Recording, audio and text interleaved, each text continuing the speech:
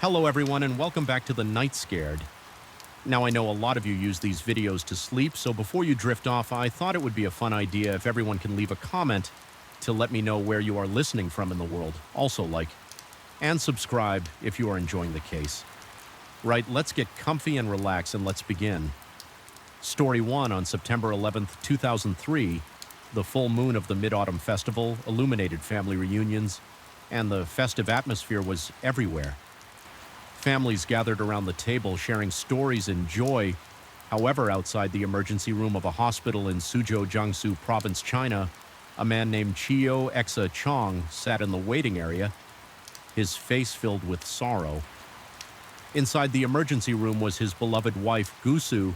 Upon hearing that his daughter was in critical condition, Chio Xia Chong's father-in-law, Gurong, rushed to the hospital. He didn't have time to grieve. Instead, he immediately contacted an old friend who was the director of a hospital in Suzhou to assist in the emergency treatment. Unfortunately, despite the doctor's efforts over 2 hours, they were unable to save Go before retiring. Gurong had been one of the leading medical experts in the region. He had spent his life saving countless patients, but now he was powerless to save his own daughter. At that moment, the pain in the father's heart was overwhelming. As for the son-in-law, Cho Xia Chong, his grief was unbearable. He collapsed beside his wife's body, crying bitterly, and even attempted to bang his head against the wall to take his own life. This deeply moved everyone present as they could feel the profound love between the couple. Not only that Chio Exa Chong fell to his knees crying as he spoke to his in-laws, "You entrusted Su to me, but I failed to take good care of her. I'm so sorry. From now on, I will be your son by blood." Seeing the immense grief in their son-in-law, Mr. also felt deep sorrow, however. With his many years of experience in medicine and his knowledge of cardiology, he couldn't shake the suspicion that there was something unusual about his daughter's death. Gusu had always been healthy. Growing up, it was only in the past 2 years that she began experiencing dizziness, chest pain, and gradually developing symptoms of cardiovascular disease. Despite frequent medical checkups, the cause of her condition remained undiagnosed when Mr. Gu arrived at the hospital. He observed that his DA's pupils were dilated, her entire body was blue from head to toe, her abdomen was swollen, and there was fluid at the corners of her mouth. He also learned that her cause of death was listed as respiratory failure, with her heart stopping afterward. All these signs suggested that Gusu didn't die from heart disease, as the hospital had concluded, but rather exhibited symptoms more consistent with poisoning. Because of this, Mr. Gu quietly preserved the fluids from his daughter's body to investigate further around 3 a.m. On September 12th, filled with suspicion, Mr. Gu privately called Chu Xia Chong, who was sitting beside his wife's body. Outside for a talk, he said to his son-in-law, "We are both doctors from the time you had dinner until Su was brought to the hospital. It was just the two of you at home. You need to tell me exactly how Su died." Faced with his father-in-law's questioning, Chu Xia Chong became highly agitated. He raised his hand to the sky and swore, "I absolutely did nothing wrong to Gu." Seeing his son-in-law's firm stance, Mr. Gu didn't press further, however, to clarify the cause of his daughter's death.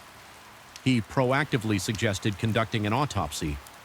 This decision was met with general agreement from most people, but when Chu Xia Chong heard this, he immediately collapsed to the ground. His eyes filled with an inexplicable fear on the afternoon of September 13th of 2003, as forensic doctors were preparing to perform the autopsy. Chu Xiao Chong suddenly burst in. He knelt before the doctors, desperately trying to stop them from performing the autopsy on his wife. At that moment, it took about 7 or 8 men, but they still couldn't pull him away. He even pointed directly at his father-in-law and said, "She's already dead. How can you bear to cut open your own daughter?"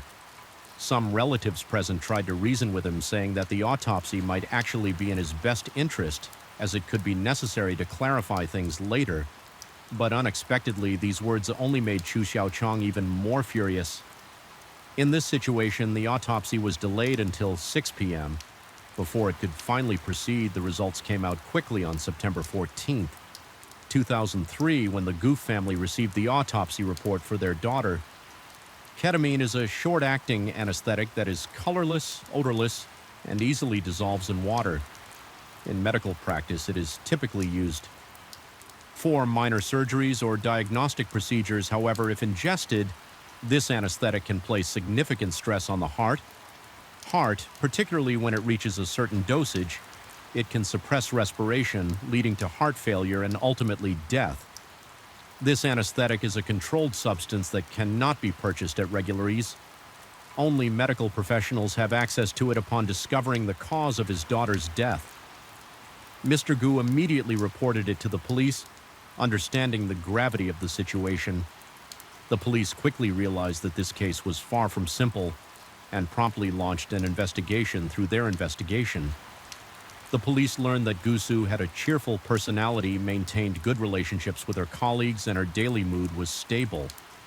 Her co-workers mentioned that 2 days before the Mid-Autumn Festival, Gusu had asked Chu Xiaochang to bring medicine to another colleague. The couple appeared to be very affectionate. She also revealed that this year they didn't plan to give mooncakes to Chu's parents, but instead would send them a monetary gift directly. None of these details indicated that Gusu had any intention of committing suicide, so the police ruled out this possibility. The police then reviewed the hospital's medication records and interviewed Guosu's primary doctor through this investigation. They confirmed that she had not been administered ketamine on the day of her death. This allowed the police to rule out the possibility of a hospital overdose. This left only one possibility. Gusu had been murdered, the most likely suspect. Someone with easy access to ketamine and the ability to secretly administer it in her daily life was her husband, Chu Xiaochang. Given his suspicious behavior during the autopsy, the police decided to conduct a thorough investigation of Chu Xiaochang not long after they found his signature on the hospital records for obtaining the anesthetic, as well as the discarded medicine packaging he had thrown away after poisoning his wife. After compiling the evidence on the evening of September 23, 2003, Huqiu District Police took Chu Xiaoyang into criminal custody. When the police arrived, Chu Xiaochang was under the impression that his wife's body had already been cremated, so he wasn't concerned and was at his lover's house.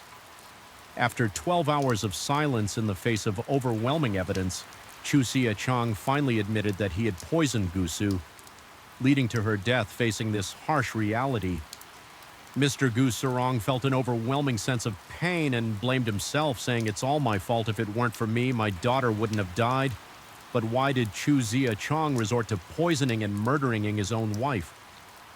Chu Xiaochang was born in 1969 in Pingjiang District, Suzhou City, China. From a young age, his family was impoverished and daily life was extremely difficult. Growing up in such an environment made him fiercely competitive, driving him to excel in everything he did. Whether in academics or any other aspect of life, in 1987, Chu Xiaochang was admitted to Suzhou Medical University with outstanding grades. However, his family did not support this decision, but believing that the path he had chosen was too challenging and encouraging him to pursue a different direction.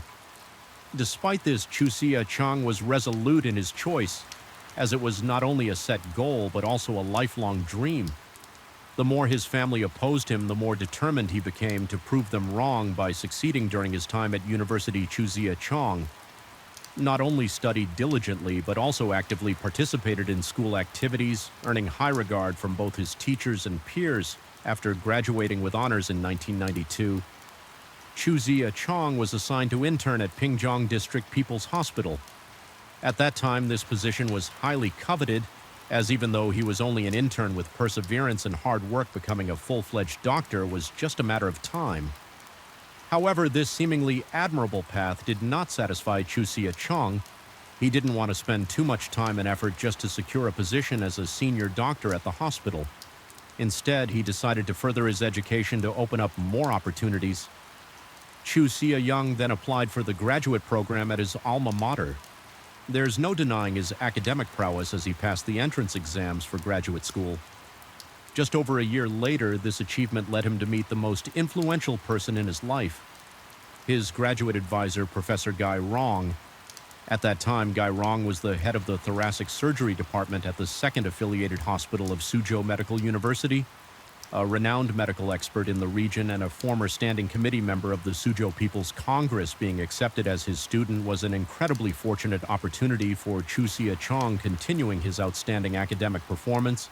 Just as he had during his undergraduate years, Chu Xie-chang also served as a student council officer and was a member of the Communist Party of China. These qualities made Professor Guo highly regard this talented young man. Chu Xiaochang understood that gaining his professor's recognition could completely change his future, so he often went out of his way to assist Professor Gu with small tasks like buying groceries or exchanging gas cylinders in an effort to grow closer to him. But even Chu Xie-chang didn't anticipate that the professor would want to match him with his daughter to outsiders. Gu Xirong appeared to have a successful career and a happy life, but as the saying goes, every family has its own troubles, and there was one issue that constantly weighed on his mind, causing him to frown whenever he thought about it. As it turned out, he had two daughters, Gu and Wu Jing, but neither of them wanted to pursue a career in medicine. They often joked with him, saying telling someone to study medicine is a curse. Mr. Gu could only shake his head and smile faintly. However, the thought of spending his entire life in the medical field without anyone to carry on his legacy after he was gone left him with a deep sense of regret. Yet more concerning to him than this was the matter of his eldest daughter. Jisu's marriage prospects after graduating from college. Gusu worked as an accountant at a construction inspection station. She had a somewhat introverted personality and wasn't interested in makeup or fashion. As a result, even at nearly 26 years old, she had not found a suitable partner, let alone considered marriage or starting a family. As time passed, the aging father grew increasingly worried about this. The arrival of Chu Xie-chang brought a glimmer of hope. A talented young man like Chu Xie-chang with outstanding academic achievements, excellent communication skills, and a passion for medicine was a rare find if he could become his son-in-law. Not only would his daughter have a good husband, but Mr. Gu's career would also have a worthy successor. It seemed like a perfect solution. So Gurong inquired about Chu Xie-young's romantic life. If he already had a girlfriend, Mr. Gu would have dropped the idea. However, after some hesitation, Chu Xie-chang shyly admitted to his professor that he didn't have a girlfriend. This prompted Mr. Gu to pursue his plan to match his daughter Gus Su with his promising student. To his surprise, Gusu and Chu Xie-chang quickly developed feelings for each other, and it wasn't long before they began dating by 1997 in front of friends and family. Chu Xie-chang and Gu walked down the aisle together during the wedding. Chu Xie-chang promised his father-in-law that he would take good care of his daughter, seeing the young couple whom he had brought together so full of happiness. Mr. Gu felt a deep sense of joy. After Chu Xie-chang completed his graduate studies, his father-in-law's connections helped him secure a position at Suzhou Children's Hospital.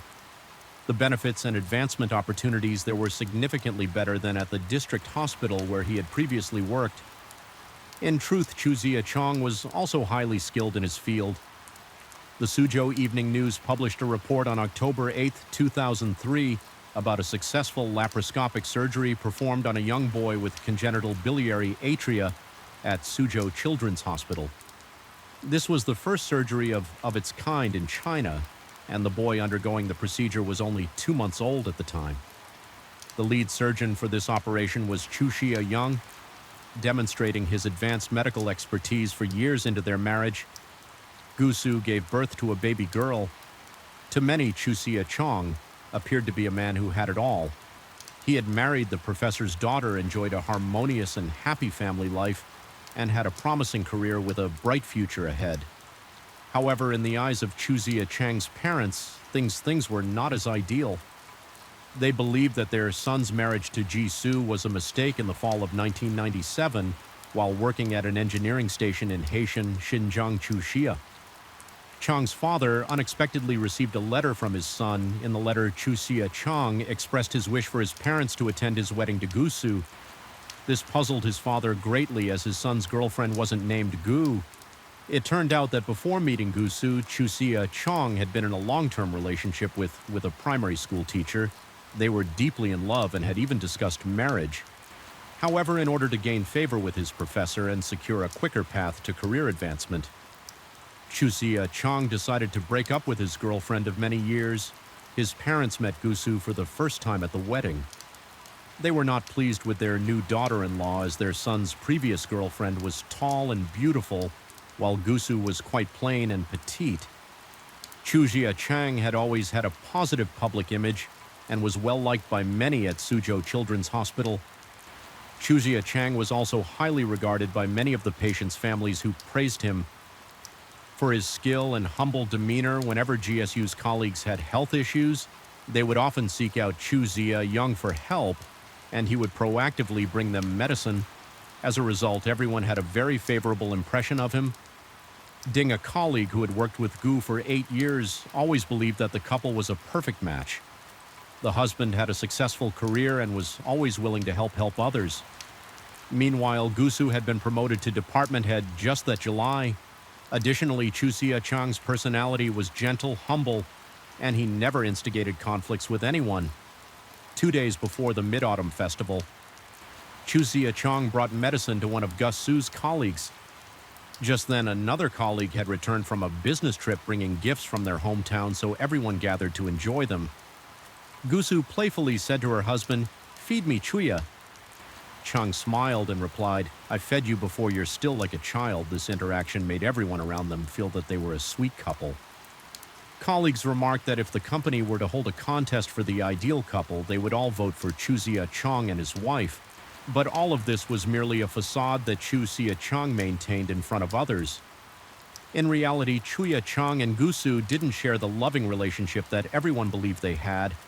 In fact, it could be said that they were married in name only, without any real emotional bond from the beginning. Chusia Chang never loved Gusu. He married her solely for the benefits that her family could provide. He knew that his rapid career advancement was entirely due to the support of his father-in-law shortly after their marriage at the end of 1997. CHXA. Chang's parents' home was demolished with nowhere else to stay. They hoped to temporarily live with their son until their new home was built.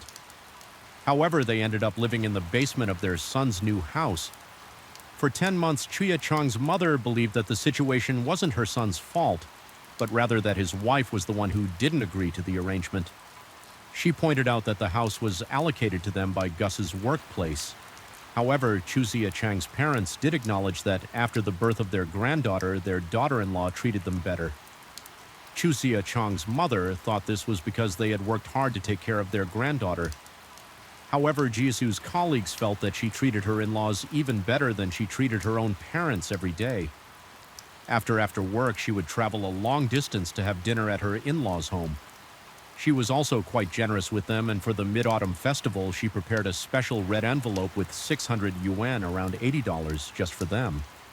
However, Chusia Chang's father explained that this money was mainly to cover the cost of food, as they would go out of their way to prepare dishes that their daughter-in-law liked. Meanwhile, he and his wife would eat very simply sometimes, just having leftovers on the other hand. Chi Young's family always felt that Gus's family looked down on them because they were workers. His father recalled an example. A week after Chusia Young's wedding, his brother also got married. They chose a slightly more upscale hotel for the wedding, and the Gu family reacted by yelling and refusing to attend from this. It's clear that in this marriage, Chu Xa Chang felt like he was constantly catering to his wife and her family.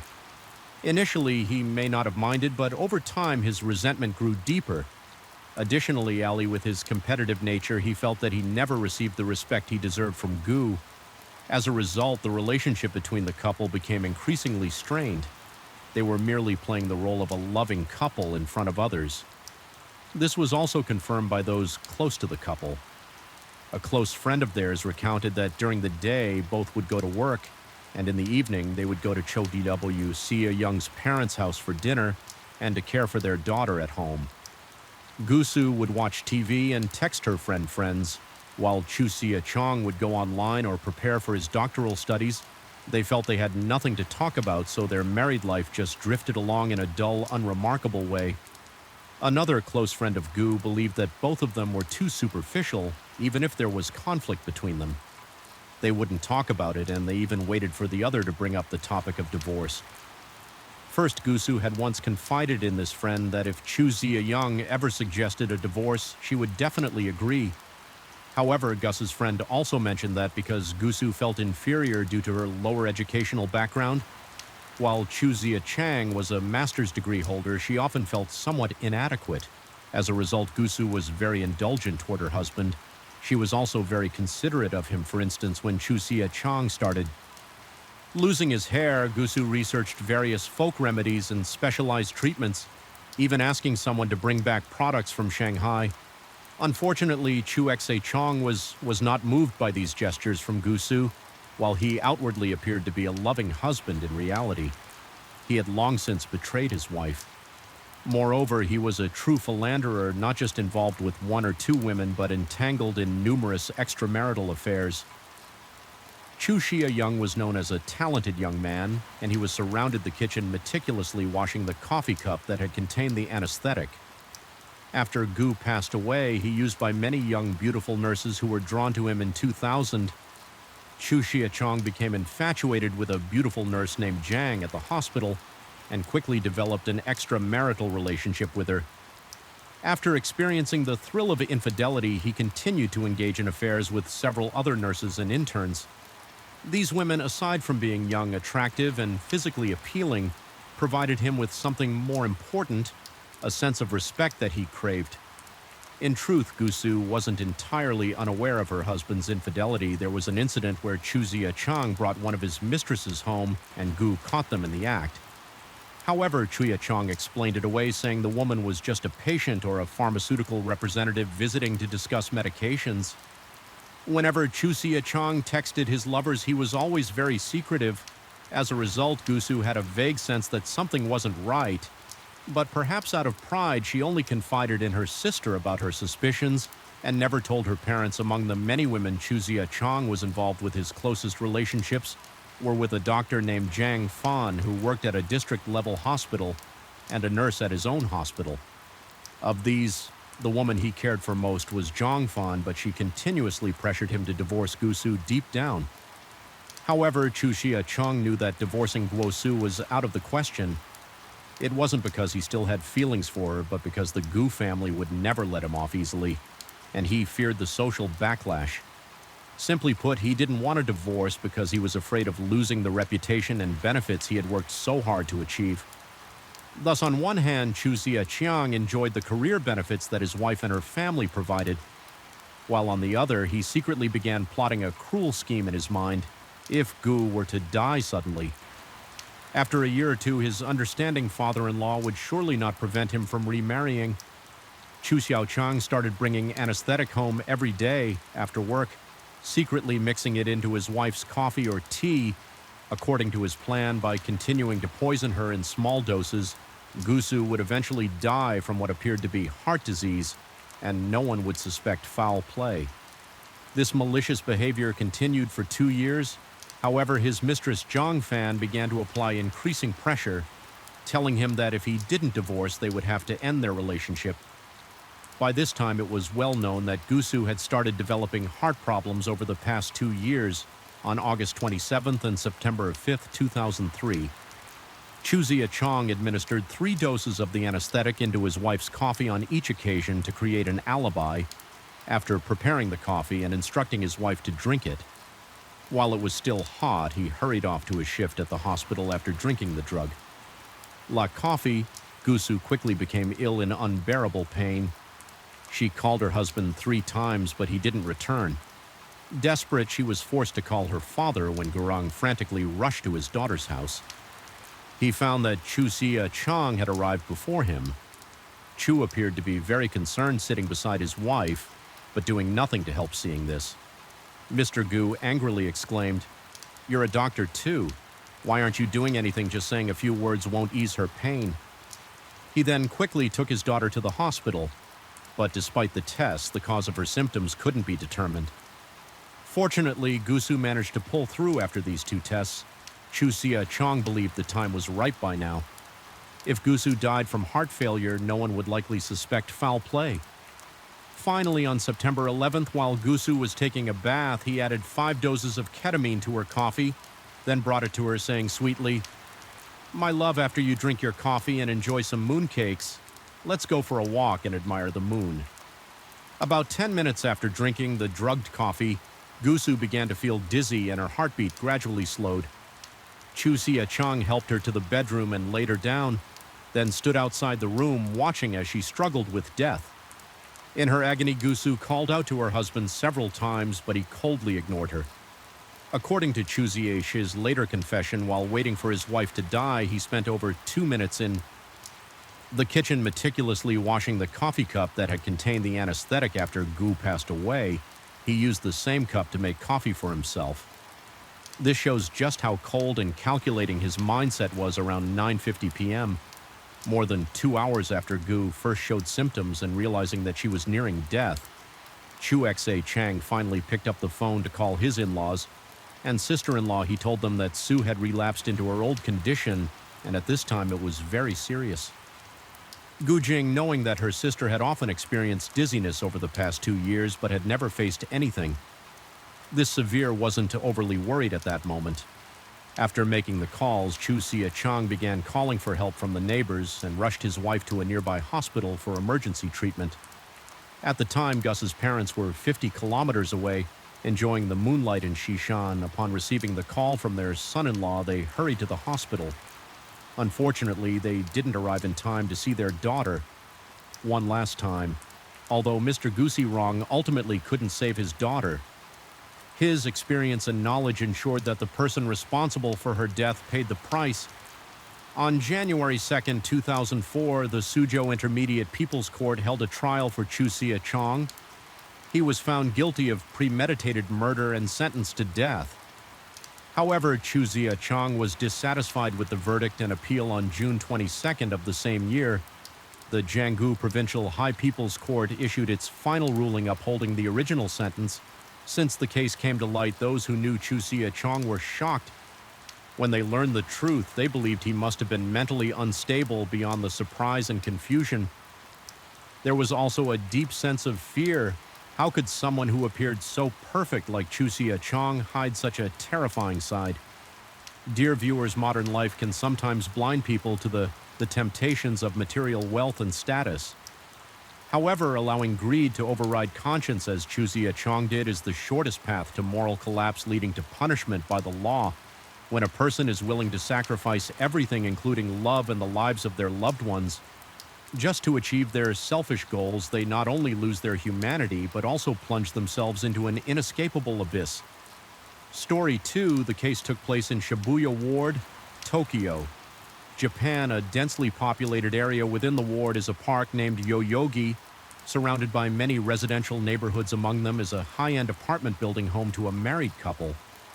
The husband, Yukar Mita-shea, was an asset analyst at the Japanese branch of Morgan Stanley.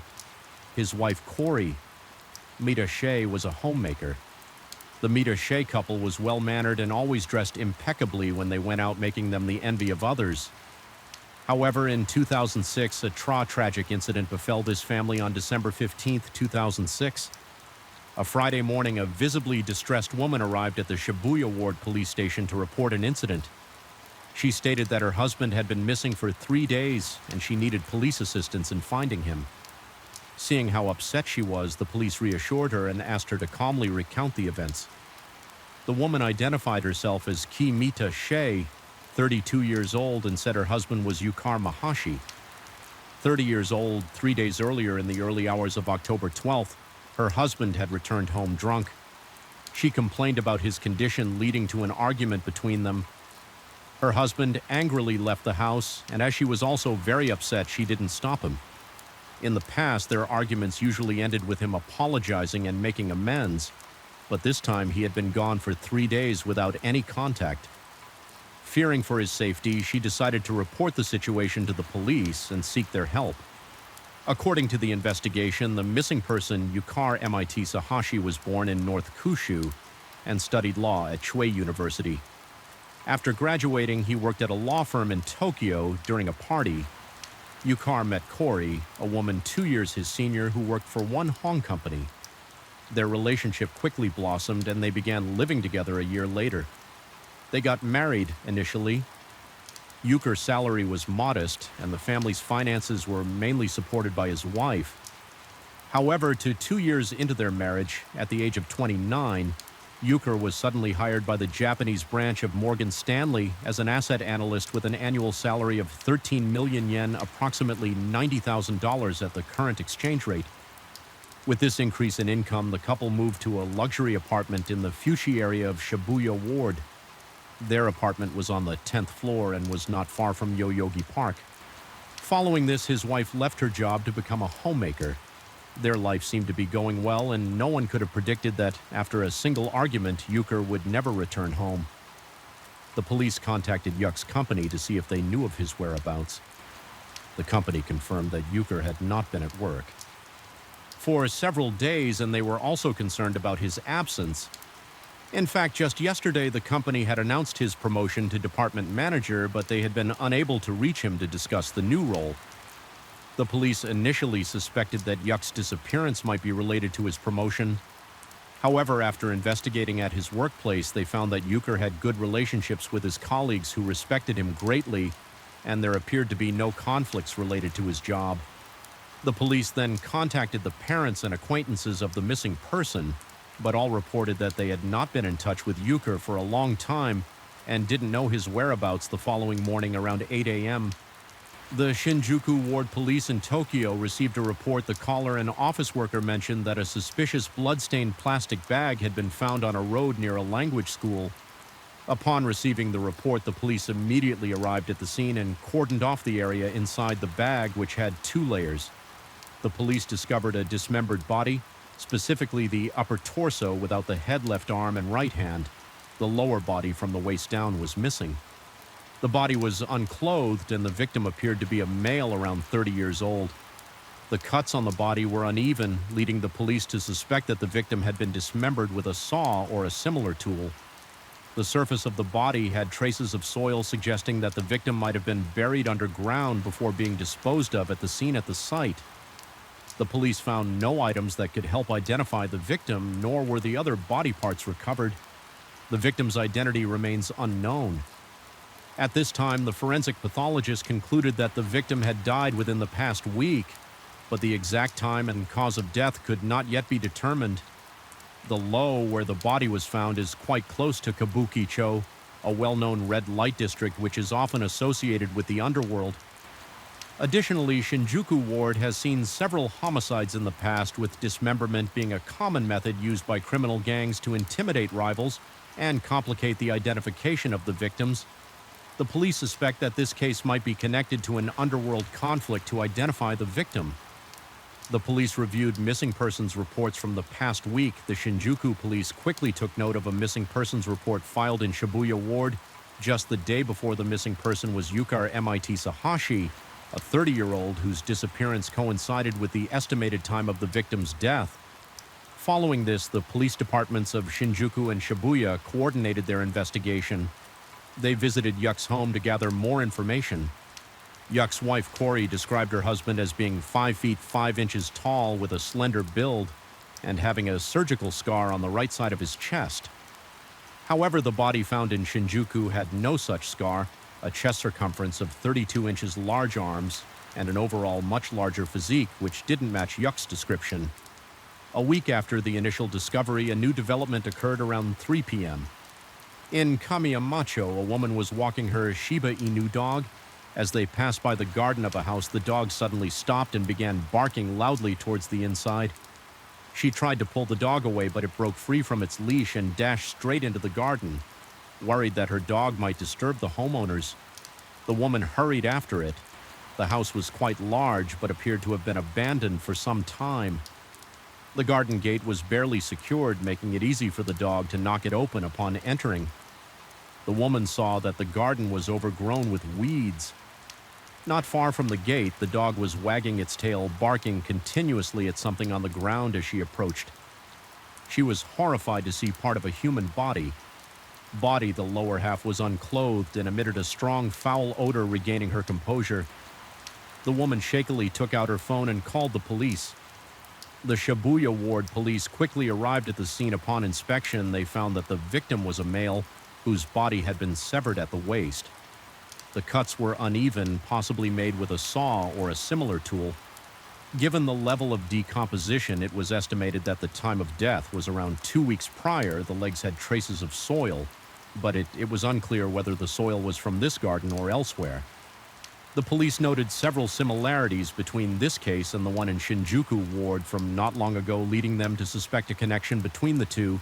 To verify this, forensic pathologists compared the body parts found in Shinjuku with those discovered in Shibuya. Through DNA analysis and other factors, the results confirmed that the body parts belonged to the same person. The victim was a tall, large-framed individual, estimated to be between 5.75 feet and 6 feet in height. The body showed no signs of injury or scars due to the absence of head and fingers. The victim's identity could not be determined. However, the police quickly noticed something suspicious. The location where the lower half of the body was found was only about 500 meters from the home of the missing person, Yukar MIT Sahashi. Could this be just a coincidence earlier? Yuk's wife stated that her husband was quite short, only 5.45 feet tall, with a slender build and a noticeable scar. In contrast, the victim was at least 5.75 feet tall, had a large build, and bore no scars. Despite these stark differences in physical appearance, the police still suspected of between the two individuals. With this suspicion in mind, the police visited Yuk's home once again. This time they noticed some changes the house was undergoing. Renovation's wallpaper had been stripped and most of the furniture was covered with white sheets. However, given that the new year was approaching, such renovations were not uncommon when questioned by the police. Corey maintained her previous statements, insisting that the victim's physical characteristics did not match those of her husband, and affirming that her husband could not possibly be the victim. The police then shifted their investigation, asking if her husband had any conflicts with anyone. Key mentioned that her husband had never had any disputes with others, although during his college years he had accrued some debt from playing Pinko, a type of gambling game. However, he later secured a good job and paid off his debts, so she didn't believe he had any enemies. This visit yielded no significant new information, but the investigators sensed that something was amiss. They then attempted to contact people who knew Euchre, hoping to uncover any leads. However, by this time it was late December, and Yuk's friends, family, and colleagues were reluctant to discuss such matters with the new year. Approaching a time when such topics were considered inauspicious, they preferred to wait until after the new year to speak with the police. After much effort, the police finally found someone willing to talk to Tanaka, a 45-year-old senior colleague of Euchre after graduating from university. Euchre worked at a law firm where Tanaka was one of the associate attorneys. It was Tanaka who recommended Euchre for a position at a financial company. The two had a good relationship, and Tanaka was deeply concerned about Yuk's disappearance. Tanaka shared a lot of information about Euchre with the police, noting that Euchre was a capable individual with an outgoing personality. During the conversation, an idea suddenly struck. One of the investigators, who then asked Tanaka about Yuka's physical appearance, Tanaka described Euchre as being quite tall, around 593 feet, with a strong and muscular build. As he had played rugby since childhood, the police further inquired if Euchre had any tattoos or scars, particularly on his chest. After thinking for a moment, Tanaka said, "We went to a hot spring together several times, and I never noticed any tattoos or scars on him." Following the conversation with Tanaka, the police immediately checked Yuk's medical records and discovered that he had never undergone any surgery on his chest at this point. The police finally uncovered a significant lead. It was highly likely that Yuk's wife Corey had lied. To confirm the suspicion, the police contacted Yuk's parents and requested their call operation for a DNA test. The results were quickly returned, confirming that the victim was indeed Euchre. Corey had deliberately misrepresented her husband's identifying features significantly. Hindering the police investigation, the police recalled their previous encounters with Corey when she initially reported her husband missing. She appeared very anxious and fearful for his safety. However, despite not knowing whether her husband was alive or dead, she proceeded to renovate their home alone. Actions that now seemed highly suspicious. Yuka's apartment was located in a high-end residential complex with excellent security access to the building. Required a keycard swipe, and the lobby on the first floor was equipped with surveillance cameras. The investigators then visited the building's management office to request access to the keycard data and surveillance footage. On October 12th, they discovered that at 3:50 a.m., Yuka returned to the apartment alone. He appeared to be staggering, likely drunk, as he made his way toward the elevator. After entering the elevator, he was no longer seen on camera. The police asked the building manager if there were any other exits. Besides the main entrance, the manager replied that other than the main door, there was only an emergency exit for fire escapes. This exit is located in the management office and is monitored 24/7. If the emergency door is open, the system automatically records it, and in the event of a fire, the door opens automatically, otherwise it remains locked after checking the records. It was confirmed that the emergency exit was not opened on October 12th. At this point, the police had enough evidence to conclude that Key was lying. Her husband never left the apartment that night. During the investigation, a close colleague of Yukar voluntarily contacted the police to inquire about the case's progress, while the police couldn't disclose investigation details. They took the opportunity to ask him about any unusual occurrences at Yuk's home. The colleague mentioned that he hadn't noticed anything strange, but there was one occasion when Corey called the company's HR manager requesting that Yuka's year-end bonus be paid out. The HR manager, aware that Yuka was still missing and with the situation unresolved, refused her request. Following this lead, the police reviewed the building's surveillance footage from October 12th onward. They discovered that at 10 p.m. on October 15th, Corey, dressed in sports R, was seen pulling a large suitcase as she exited the elevator. 4 hours later, she swiped her key card to re-enter the building. Her outfit remained unchanged, but the large suitcase was gone. 15 minutes later, CI was once again seen leaving the elevator, this time pushing a cart with a large cardboard box on it. 20 minutes later, she returned to the apartment, empty-handed. Based on these clues, the police identified a black taxi according to the driver's testimony and the vehicle's route history at 10:05 p.m. That evening, the driver picked up Corey in front of the building. She was carrying a large suitcase. After getting in the car, she requested to go to Shinjuku. As the taxi drove along a road near the train tracks in Shinjuku, the driver noticed an unpleasant smell coming from the suitcase and asked, "What's in your suitcase? It seems to have an odor." Upon hearing this, Corey immediately asked the driver to stop the car. At first, the taxi driver thought she wanted to catch a late-night bus in Shinjuku, so her request to stop the car midway seemed puzzling to him, but he still complied and stopped the car after reviewing the surveillance footage. The driver confirmed that the woman in the video was the same person who had ridden in his taxi that night. Therefore, the police had reason to suspect that the suitcase contained parts of Yuk's body, which were discovered the following day. 1 month after the incident, the police returned to Corey's home, arrested her on charges of murder, and conducted a thorough search of the house. Compared to their previous visit, Yuk's home had undergone even more changes. The walls had been repaired, the flooring had been completely replaced, and all the furniture had disappeared. Leaving only a few articles of clothing behind, the house was now empty, and the police found it hard to imagine how Corey had been living there all this time. On the balcony, the police discovered a nightstand with its doors removed, filled with dark soil. They collected a sample of the soil and sealed it for analysis. The results revealed that the soil was typical potting soil but contained traces of blood. DNA testing confirmed that the blood in the soil belonged to the victim, Yuka. Based on this evidence, the police concluded that the apartment was indeed the initial crime scene. Confronted with overwhelming evidence, Key finally confessed to the crime and revealed the full details of what had happened at around 4 a.m. On October 12th, Yuka returned home drunk. Key wanted to discuss divorce with him, but the conversation quickly escalated into a heated argument. Afterward, Yuka retreated to the bedroom by 6 a.m.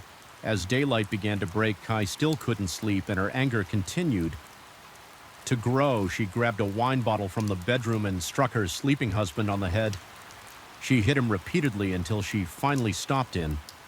A day she heard Yukar weakly whisper, "Why?" before he fell silent. Once she regained her composure, CI realized she had committed a terrible crime and felt completely trapped, unsure of what to do next. As expected, at 9 a.m. that morning, Yuk's company repeatedly called because he hadn't shown up for work without notifying anyone. but Corey was too afraid to answer the phone the next day. One of Yuck's colleagues called Corey to ask if she knew where her husband was. Corey claimed she didn't know, perhaps sensing something unusual in her voice. The colleague said, "I'd like to come by and check on you." KY immediately felt panicked. She feared raising suspicion but didn't dare to refuse, so she reluctantly agreed to have Yuck's colleague visit their home over the weekend after hanging up the phone. Corey began to think of how to handle the situation since the incident Yuka's body had been hidden under the bed in the bedroom. Although it was winter and the temperatures were low, she knew that after a few more days the body would inevitably start to smell. Knowing that Yuka's colleague would be visiting over the weekend, she decided she needed to quickly move the body out of the apartment. However, Key was petite and couldn't move Sue's large body by herself after trying various methods. Unsuccessfully, she decided to dismember the body 3 days after the crime. Key went out and purchased a handsaw, a large suitcase, a simple cart, and a waterproof tarp. Additionally, to avoid suspicion, she bought some soil. KY purchased the soil from 2 different stores, first buying 8 small bags each containing 15 lit, and then buying 2 larger bags each containing 880 liters. Once she had all the supplies Kai set to work, she flipped the nightstand in the bedroom onto the floor, removed the cabinet doors, and lined the inside with the waterproof tarp. She then filled the bottom and sides with soil, turning it into a makeshift soil-covered operating table. Afterward, she placed her husband's body inside the cabinet and began the dismemberment process. As she saw blood from the body seeped into the soil, reducing the need for cleanup. Once she finished, she buried the body parts in the soil to slow the decomposition process. That day, Kai checked her husband's phone and computer and discovered an email from his company informing Euchre that he was being promoted to department manager with an annual salary increase of 2 million yen.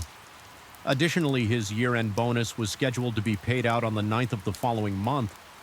Upon seeing this news, Key hatched a plan to report her husband missing and then go to the company to claim this money at 9 a.m.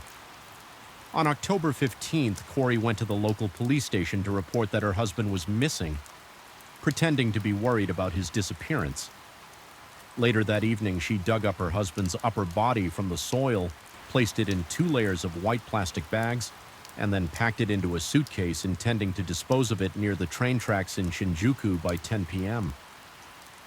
Corey went downstairs and hailed a taxi. While en route, the driver noticed a strange smell and asked about it, which scared Corey, leading her to abruptly request that the car stop. She then walked along the road, dragging the suitcase behind her. However, she soon became concerned that the noise of the suitcase wheels might draw attention, so she stopped.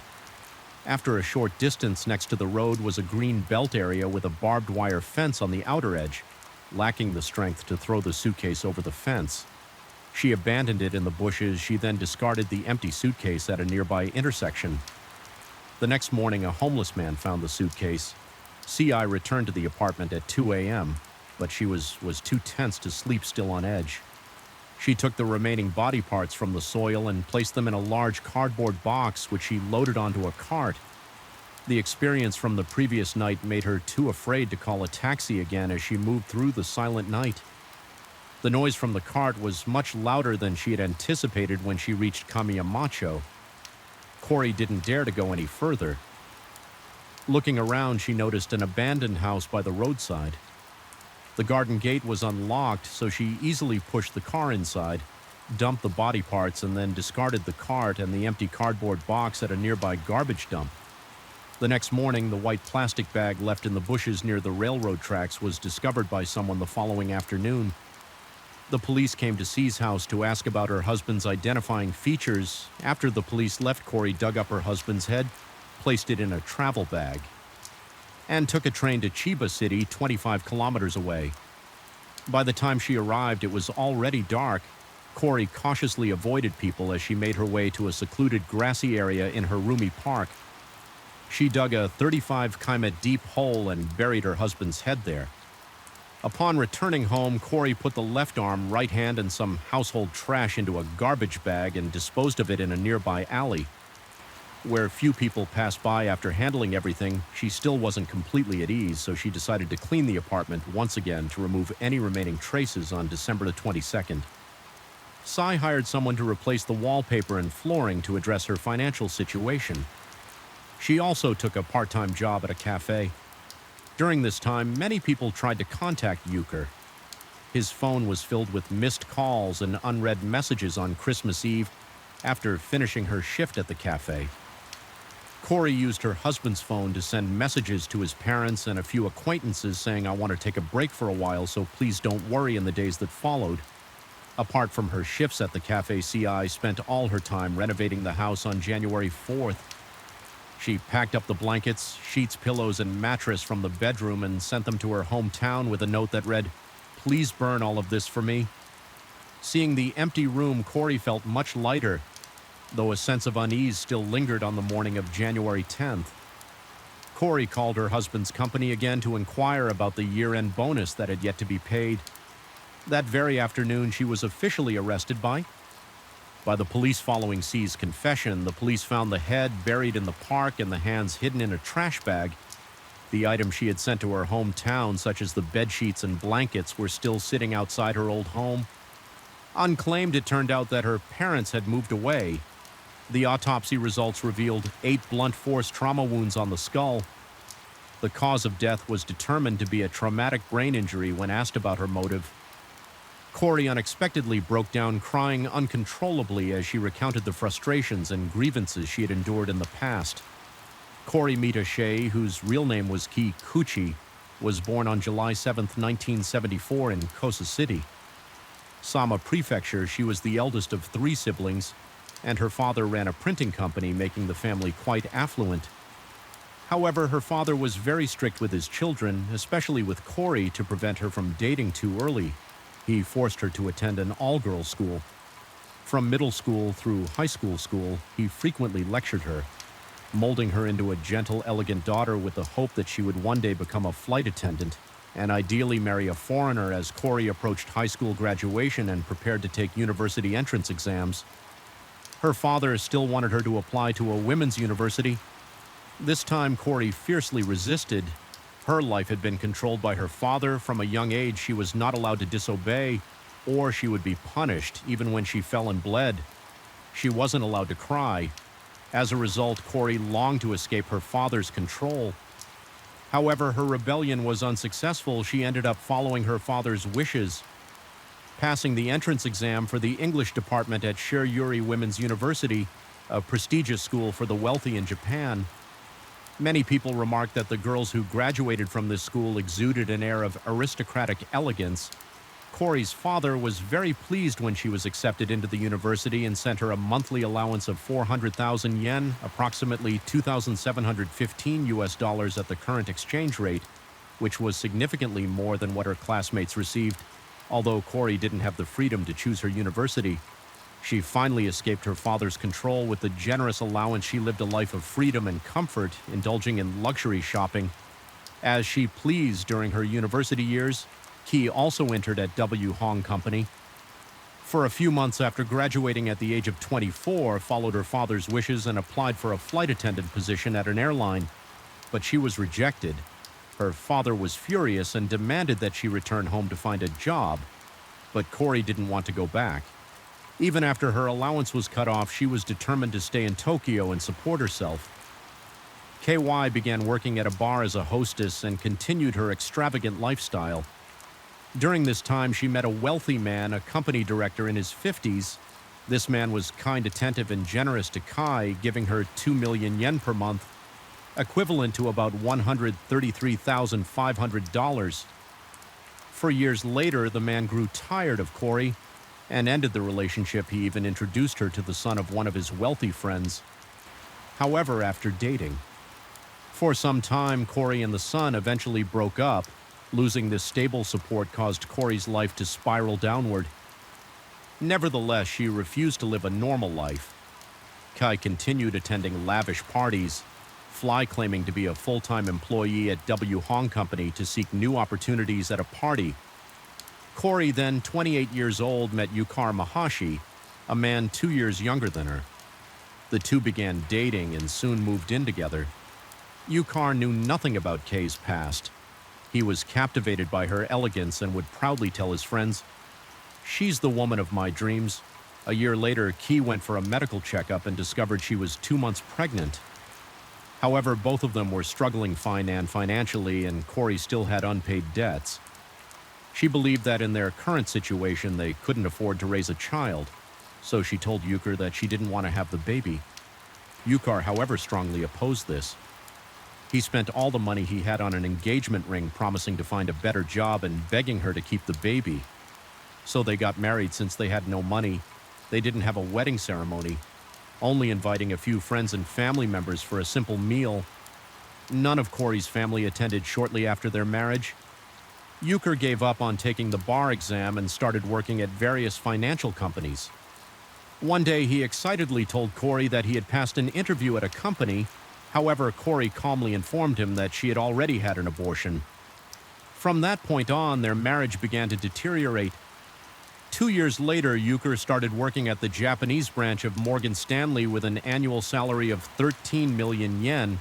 After saving up some money, they moved into a luxury apartment near Yoyogi Park. Although their living conditions improved, their relationship remained as cold as ever. One day, Euchre accidentally discovered that Corey was having an affair. In a fit of rage, he confined her in their home for 2 days, not allowing her to leave, and cut off all her credit cards. Corey had a difficult time escaping. She ran to her parents' house for help. However, her father coldly told her that she had brought this situation upon herself, feeling helpless. Corey had no voice but to stay with her lover. However, just a few days later, Euchre tracked her down and brutally beat her again. Breaking her nose, Corey's lover reported the incident to the police. The authorities then took Corey, who was injured, to a women's shelter for protection. Many people advised Corey to get a divorce, and in truth, she had already been quietly planning it. Kay's lover, who was a lawyer, gave her some legal advice. As a result, Kay intended to ask her husband to sign an agreement stating that if their marriage ended due to Euchre's fault, he would have to compensate her with no less than 36 million yen, which is equivalent to $245,000. Corey's lover suggested that even though Yuck's abuse was triggered by her infidelity, making her at fault, if Euchre signed this agreement, it would legally be considered that they had reconciled later. If Euchre continued to abuse Corey or showed signs of infidelity, she could divorce him and claim the compensation during a subsequent reconciliation attempt. Corey followed her lover's advice and presented the agreement. Euchre agreed to sign it.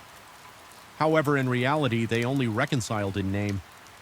From that point on, Key began spending extravagantly, using her husband's money to buy luxury items. Euchre also started coming home less frequently, and they essentially lived separately.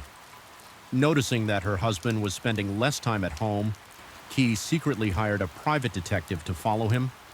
A few months later, Key discovered that Euchre was also seeing another woman. The private detective captured many photos of Euchre being intimate with his mistress Kai, decided to remain silent and continue, gathering evidence, planning to eventually sue her husband and claim the compensation. As time passed, in December 2006, the private detective provided Corey with some recordings of Euchre. In the recordings, Euchre spoke tenderly to his mistress about their future together. He said, "I'll help you with the housework. Let's have children and we should get married." These words felt like daggers to Kay's heart, further strengthening her resolve to divorce him at 4:00 a.m. on October 12th, after Euchre returned home drunk from a date with his mistress. Kai decided to confront him. She presented evidence of his infidelity and expressed her desire for a divorce. Euchre became enraged, tore up the photos, and told her that he had evidence of her affair as well, and that even if they divorced, she wouldn't get a single yen from him. After saying this, he went into the bedroom. These words pushed Corey over the edge, leading her to lose control and ultimately murder her husband. 1 year after Kay's crime, another serious murder case occurred in Chiba Prefecture. The perpetrator, Ishibashi Nobuhiro, buried the victim's body in a bathtub, covered it with soil, and planted a tree to conceal it, then moved the bathtub to the balcony. Some people believe that Ishibashi copied Corey's method, as this approach was very rare, and the two cases occurred relatively close in time. A year after the crime case, trial took place at the Tokyo District Court. Kimita Shea was charged with murder and the unlawful disposal of a body at the trial. Corey admitted to all the charges. Her defense attorney argued that she had endured long-term domestic violence, suffered from post-traumatic stress disorder, PTSD, which led to hallucinations and impaired her ability to recognize and control her actions. The prosecution recommended a 20-to-5 prison sentence. Yuck's father, who appeared as a witness, requested that the court sentence Corey to life imprisonment. After 14 trial sessions spanning 5 months, the court reached a verdict. Kimita Shea was found guilty of murder and sentenced to 15 years in prison. The defense attorney disagreed with the court's decision and filed an appeal on February 6, 2010. The Tokyo High Court upheld the original sentence while the case has officially closed. Its lingering effects continue to haunt many people's minds. Is the 15-year prison sentence for Corey enough to serve as a deterrent and punish her, or is it merely the beginning of another tragedy? After the verdict was announced, public opinion in Japan sparked heated debates. Many argued that the sentence was too lenient for the heinous crime Corey committed. They were outraged by the cruelty and cold-blooded nature of Kay's actions in murdering her husband and then dismembering his body to cover up the crime. However, some believed the sentence was justified, considering that Corey had endured a suffocating marriage, suffering from long-term physical and emotional abuse. The psychological damage caused by domestic violence had driven Corey to lose her sanity, leading to her rash actions. Nevertheless, everyone agrees that this tragedy serves as a wake-up call for those trapped in unhappy and desperate marriages. Silence and endurance only pile on the tragedy instead of becoming a victim. One must find the courage to speak up and seek help to escape the vicious cycles of life. Story 3, the case takes place in northeastern Argentina in a city called Resistencia, the capital of Chaco province. In June 2023, a case in this area garnered significant public attention. A 28-year-old woman suddenly disappeared. The incident is closely linked to a powerful political family, sparking massive protests across the province. The central figure of this story is 28-year-old Cecilia Marlene. Her parents divorced when she was in elementary school, and she has a younger sister. The two sisters live together with their mother. Gloria, Cecilia's father, was a gambling addict, and as a result, Cecilia endured a lot of suffering from a young age. Whenever her father came home drunk, he would beat his wife and daughter, treating them as mere outlets for his anger. As for Gloria, she was deeply concerned for and loved her two daughters, especially Cecilia, whom she had struggled to bring into the world. Facing the relentless beatings from her inhumane husband, Gloria would shield her daughters, leaving her body covered in injuries. This was the main reason Cecilia's parents divorced Gloria, even agreed to let her ex-husband avoid paying monthly child support just to keep both of her daughters with her. In Cecilia's eyes, her mother was an incredible woman. As a result, Cecilia was obedient and intelligent. After graduating high school with excellent grades, she was accepted into the PRIU's Universidad Nacional del Nordeste, one of Argentina's top 6 universities. Upon graduation, Cecilia became a manager at a large company, earning a fairly substantial income by Argentine standards. However, up to this point, she had not dated anyone until 2020, with the outbreak of the COVID-19 pandemic. Many company employees had to self-isolate at home, including Cecilia. During this time, she found herself with a lot of free time, so she decided to try out a dating app. To her surprise, she discovered many well-off men on the platform, so she decided to upload her picture. Her outstanding appearance quickly caught the attention of many admirers. These men continuously sent messages hoping to arrange a date with her. However, Cecilia had high standards and knew exactly what she wanted in a relationship she wasn't interested in. The men who eagerly approached her, but among them, one man who seemed very successful, caught her attention. Unlike the others, he was polite and spoke with great respect. Cecilia felt that he was like a true gentleman. He shared interesting things with her every day. And after getting to know him, Cecilia learned that his name was Cesar Senna. He was very passionate about fitness and even had his own gym. As time went on, they found they had a lot in common, including a shared love for small animals. After only communicating through their phones, they finally met in person for the first time in December 2021. After their conversation, they were both very pleased with each other and quickly became romantically involved. At this point, Cecilia believed she had found the love of her life. She even introduced Caesar to her mother during their first visit to meet her future mother-in-law. Gloria was delighted to see her daughter had found such a suitable partner at the dinner table. Gloria asked Caesar about his family background. Fortunately, his background was quite impressive as well. Caesar's father, Emerenciano Senna, was a well-known local politician. Caesar's mother, Marcella Acuna, is a very thoughtful woman. Moreover, she is actively involved in various political activities such as advocating for women's rights. On top of that, Marcella is also strict with her son. As you can see, Caesar comes from a very good family background. However, at this point, Gloria's feelings shifted to concern for her daughter.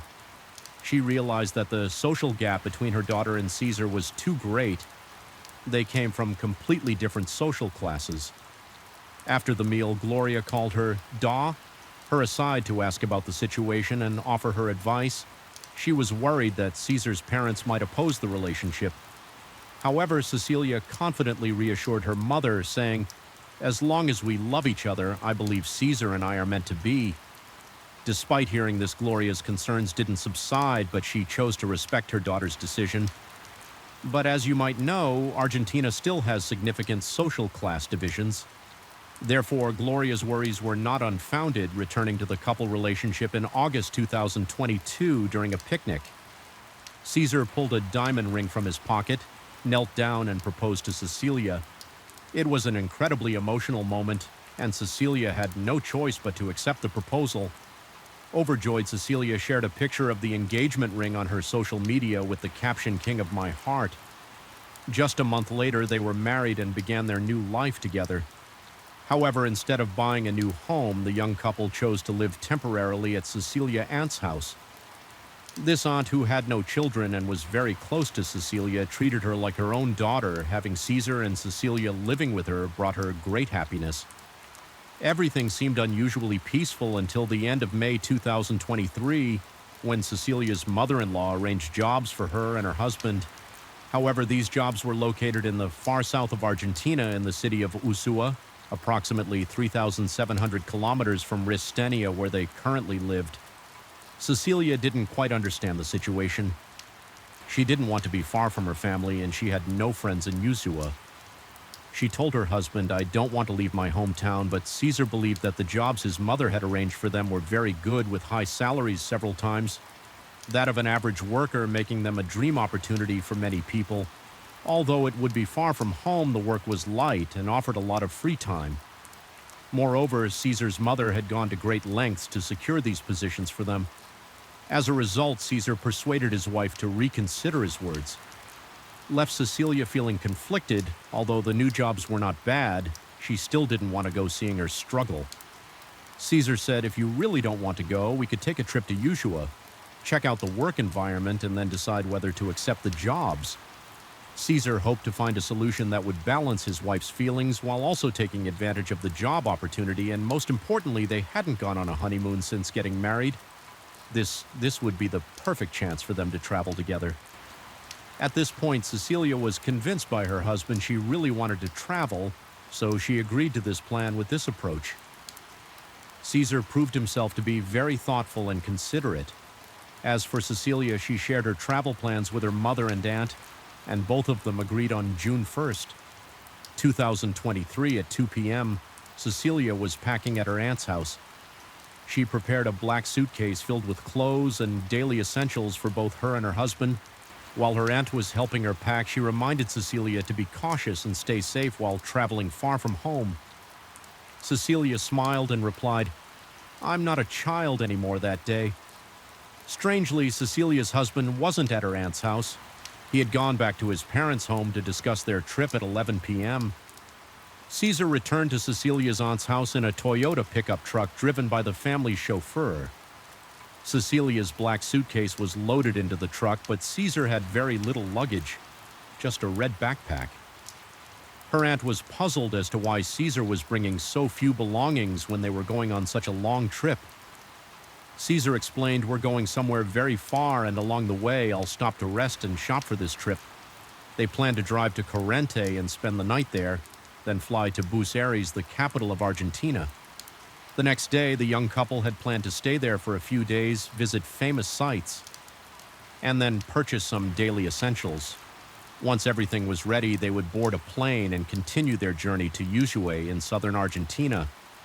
From their itinerary, you can see that they would be traveling from the north to the southernmost part of Argentina, which would surely be an exciting experience for Cecilia. So Cecilia and Caesar said goodbye to her aunt and left the house together. Officially beginning their long journey that night, the truck safely arrived in Corrientes and the couple checked into a hotel. Cecilia was excited about the rest of the trip as she had never flown before, and she felt a little nervous. Cecilia texted her friends asking about what it's like to fly and searched online for tips on flying, and those would be her final communications by June 6th. 5 days after the couple had left home, Gloria went to the police station in a state of panic. She reported that her eldest daughter Cecilia was missing and suspected that something had happened to her a few days earlier. Gloria mentioned that Cecilia's cell phone might have been taken over by someone else, and that person was pretending to be Cecilia, sending messages to the family to make it seem like she was still on the trip. This was very strange. Had Cecilia really gone missing? According to Gloria's recollection, on the second day of her daughter's trip at 1:30 p.m. on June 2nd, Cecilia's younger sister received a message from Cecilia. The message read, "I'm about to become a queen." In the following days, Cecilia continued to contact her family, sharing what she saw and heard, even talking about where she would have her wedding and where she might buy a house in the future.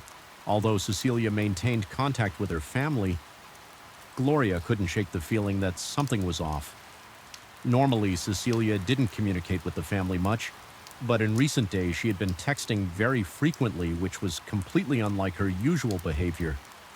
However, Gloria didn't think too much of it at the time, assuming that maybe her daughter, who hadn't traveled in a while, was just in a good mood and feeling more talkative this time.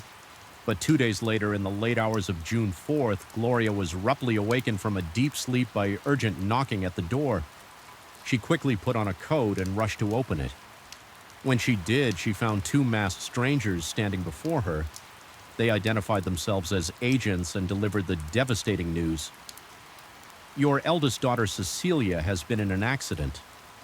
Gloria was shocked to hear the news. She couldn't understand why someone would deliver such information in the middle of the night. When she tried to ask for more details, the two agents turned and walked away.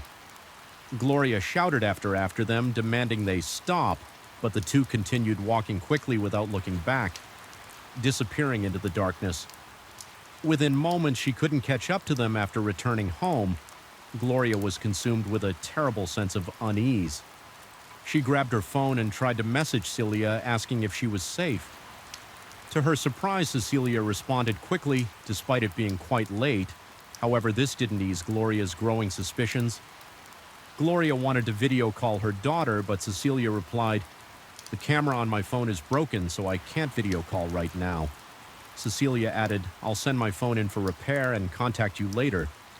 Not being able to see her daughter's face only deepened Gloria's doubts. She asked Cecilia to send a voice message so she could hear her voice, but a long time passed with no reply. Eventually, Cecilia sent a voice message and Gloria quickly opened it. But the content was strange. It had nothing to do with their conversation. It seemed like the recording had been made a long time ago. Indeed, Cecilia's younger sister confirmed that this was a recording her sister had sent her a long time ago.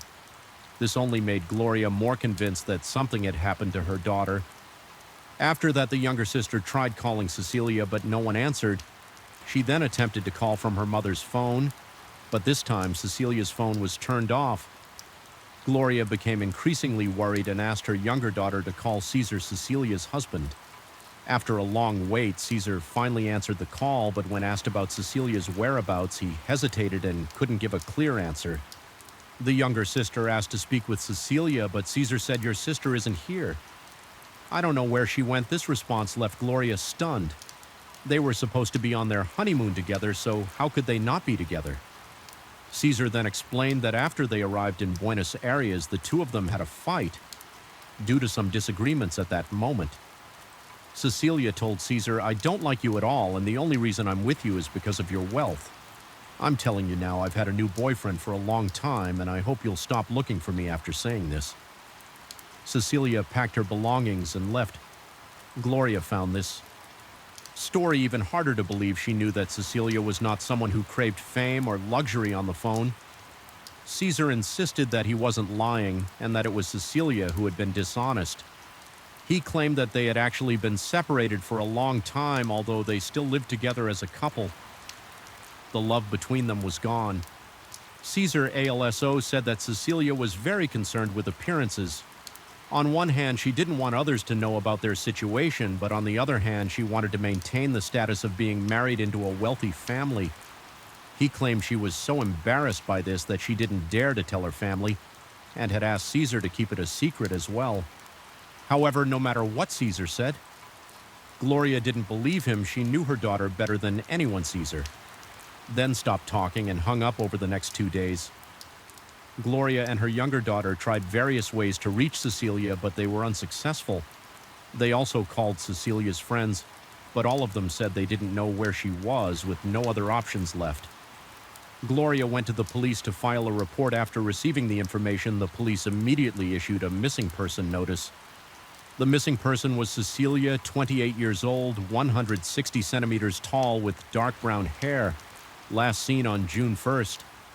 At that time, she was wearing gray jeans, a dark gray jacket, and gray sneakers with pink patterns. Regarding Gloria's encounter with the two agents that evening, the police collected footage from surveillance cameras around Gloria's house, but they couldn't identify the two individuals or find any other clues. It seemed that these people had deliberately avoided the camera lenses. According to the investigation, after getting married, Cecilia had left her previous job and started working as a nurse at a local hospital. This job was completely unrelated to her field of study, but it was arranged by her mother-in-law. Marcel felt that Cecilia's previous job paid too little and had no prospects for growth.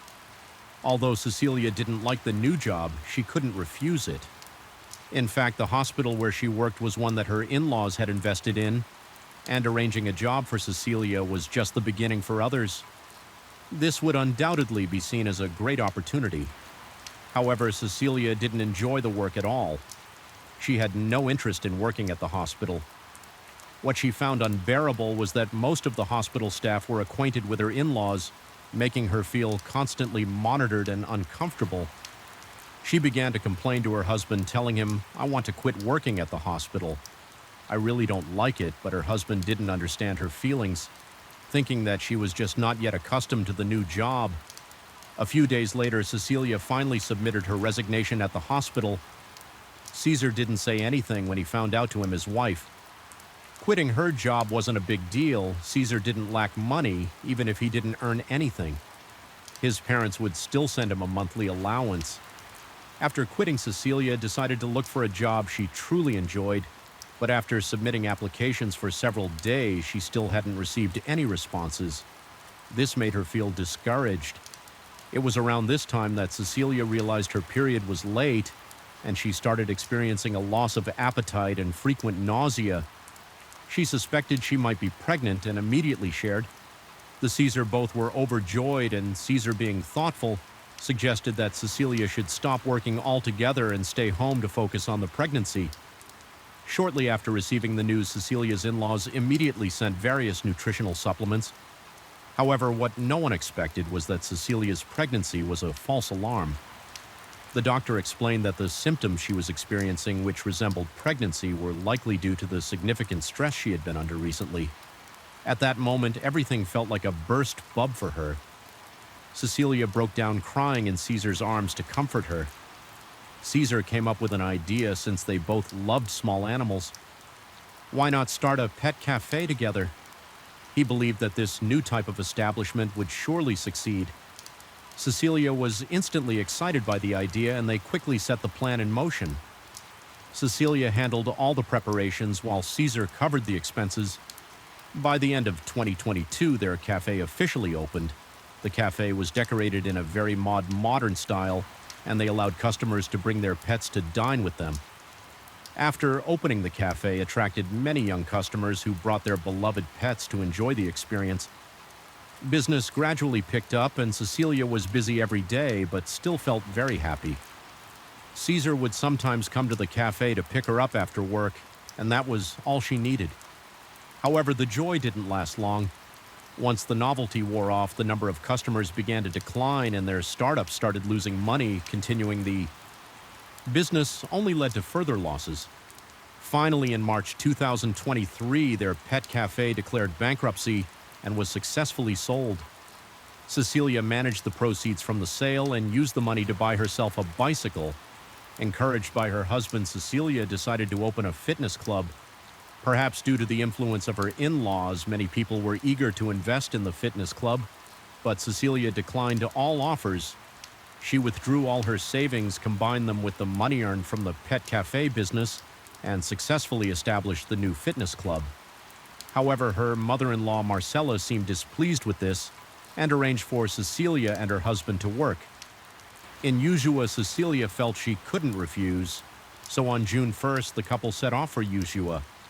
This eventually led to Cecilia's disappearance, returning to the police investigation 2 days after the missing person alert was issued. The police still hadn't received any leads given the current situation. The police agreed that this was not a simple missing person case. They then summoned Cecilia's husband Caesar to the police station to assist with the investigation. He was the last person to see Cecilia before she disappeared, but Caesar didn't come alone. He was accompanied by his mother and their lawyer. It seemed that Caesar's family had prepared for this situation. Once the news spread, the case involving a politician's family quickly attracted media attention. A crowd of reporters gathered and surrounded the police station before entering the station for questioning. Caesar and his mother were interviewed outside.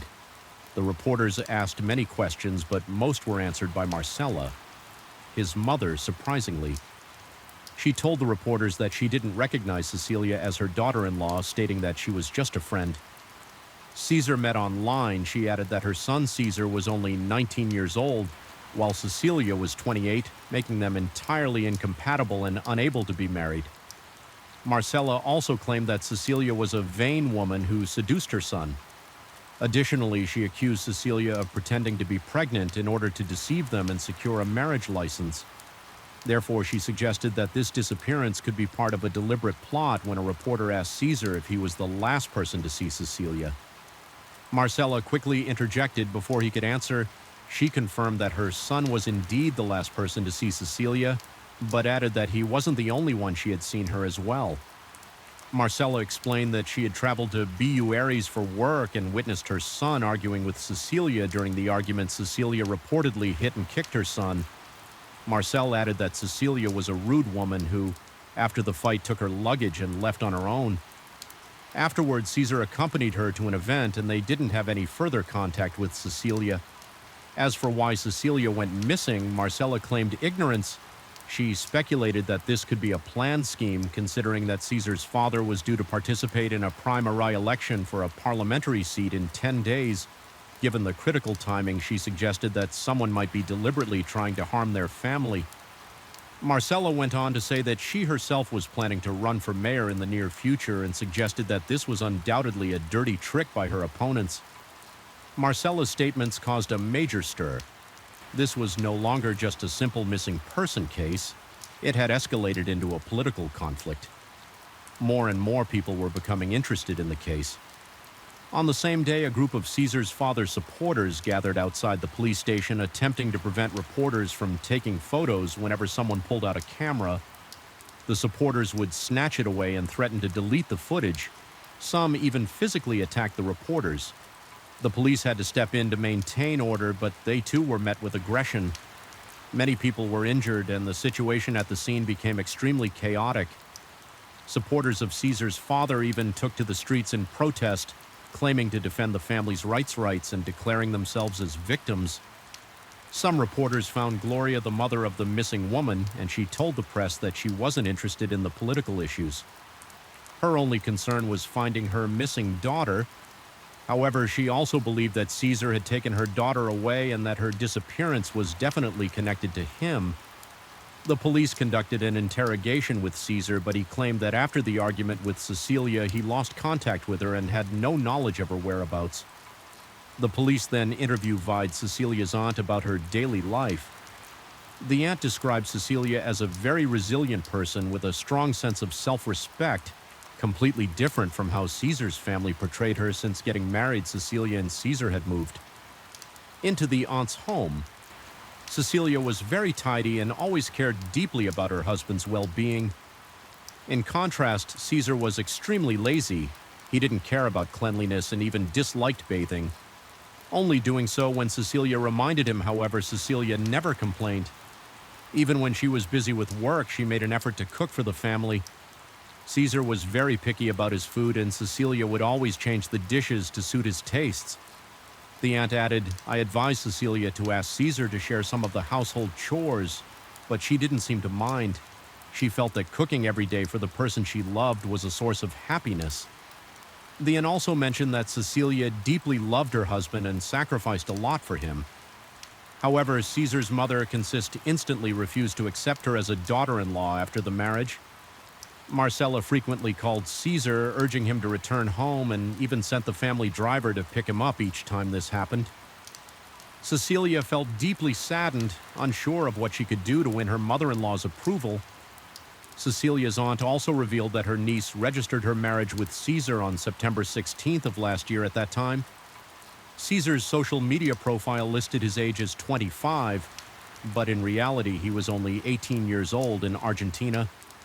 The legal marriage age for both men and women is 18. Due to the pandemic, the young couple decided to register their marriage first and hold the wedding ceremony at a later date on the day of the marriage registration. Cecilia wore a constant smile of happiness.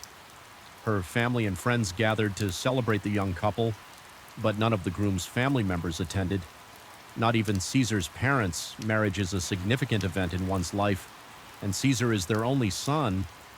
Yet his parents didn't attend or even call to congratulate them, which puzzled many people. People began questioning Caesar about this, causing him to appear slightly embarrassed.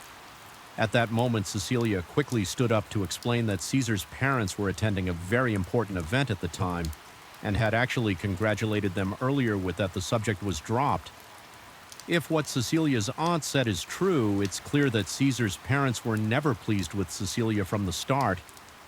This strongly suggests that Caesar's family may be directly connected to Cecilia's case. The next day, Cecilia's mother and aunt went to the police station for the second time. Bringing new information to the authorities, they also brought along Cecilia's friend, known only as a whose name has not been disclosed, to testify.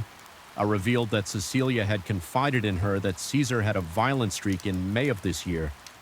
After an argument between Cecilia and Caesar, he physically assaulted her and even choked her. He threatened that if she ever displeased him, he would kill her entire family. Cecilia was terrified, so she confided in him. But he didn't know what to do in this situation. Following this revelation, some internet users thoroughly searched Caesar's social media accounts and discovered that on June 6th, Caesar did indeed attend an event with his mother. During the event, Caesar appeared very lively and smiled frequently. He posted several photos from the event on social media.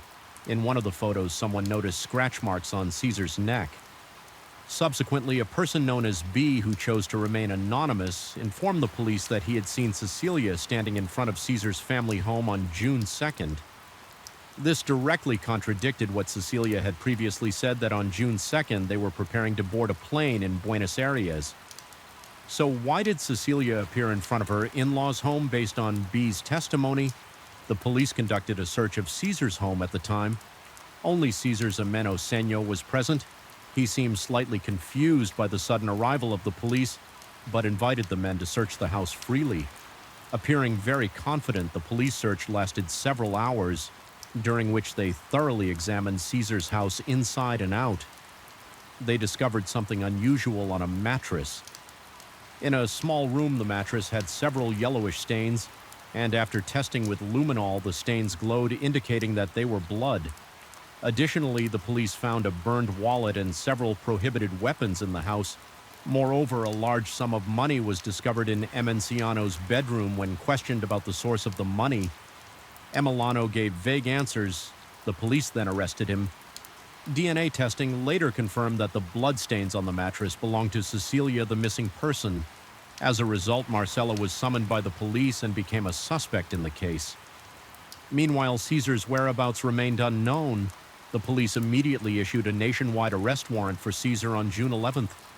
Caesar voluntarily turned himself in after arresting the entire family. The police interrogated them about Cecilia's current whereabouts. Despite the intense questioning, all three remained silent and refused to say a word. The police then investigated and questioned Caesar's neighbors to see if they had noticed anything unusual. Before or after Cecilia's disappearance, one woman told the police that on June 5th, Emerenciano had asked her if she needed a mattress, but she declined. The police also reviewed surveillance footage from the cameras outside Caesar's home and neighboring houses. After thoroughly examining the footage, they discovered that around 10 p.m. on June 1st, Caesar and the family's private driver left the house to pick up Cecilia. According to their previous plan, they were supposed to reach Carantes that night and then fly to Buenos Aires the next day. However, the surveillance footage showed that on the morning of June 2nd, they returned to Caesar's home. The footage also captured Cecilia standing at the door, which matched the earlier testimony given by Caesar's family at around 10:30 a.m. Caesar left the house alone and returned an hour later at 10:02 p.m. Caesar left the house again, this time carrying a black plastic bag. The police noted that Caesar had 3 scratch marks on his neck as he exited the house for hours later at 5 p.m. The family's driver and Caesar's mother returned home at 5:12 p.m. The driver left on a motorcycle by himself. Later that evening, the driver returned to Caesar's home in a Toyota pickup truck, went inside briefly, and then drove away at 7:27 p.m. The police suspect that during this time, Cecilia was murdered and that the Toyota pickup truck was used to transport her body for disposal at 9 p.m. Caesar and his parents left their home. Surveillance footage from that night showed them driving to another property owned by Emma Lanciano. Located on the outskirts of the city on June 12th, the police conducted a search of this suburban property, and upon arrival, they discovered that a married couple was living there. This couple was responsible for taking care of the property.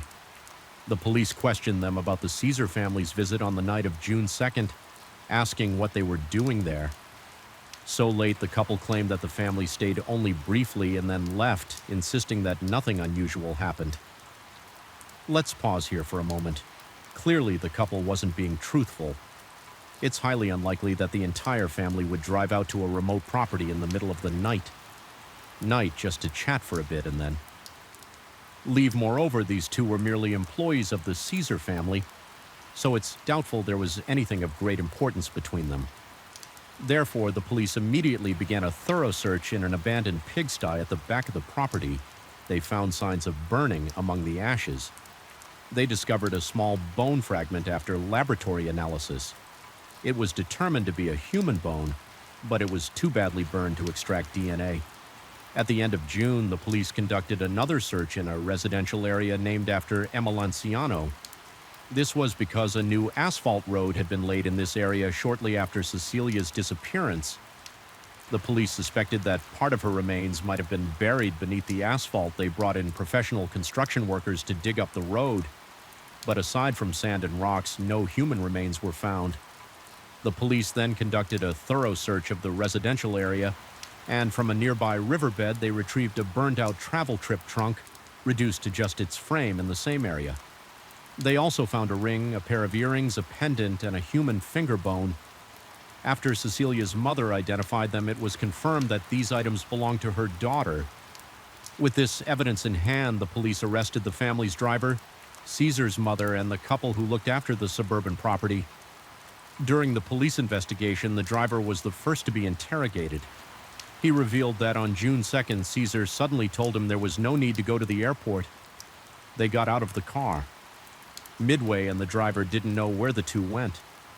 Later that afternoon, Caesar called him back. When the driver entered the house, he found Cecilia lying motionless on the floor, no longer breathing immediately.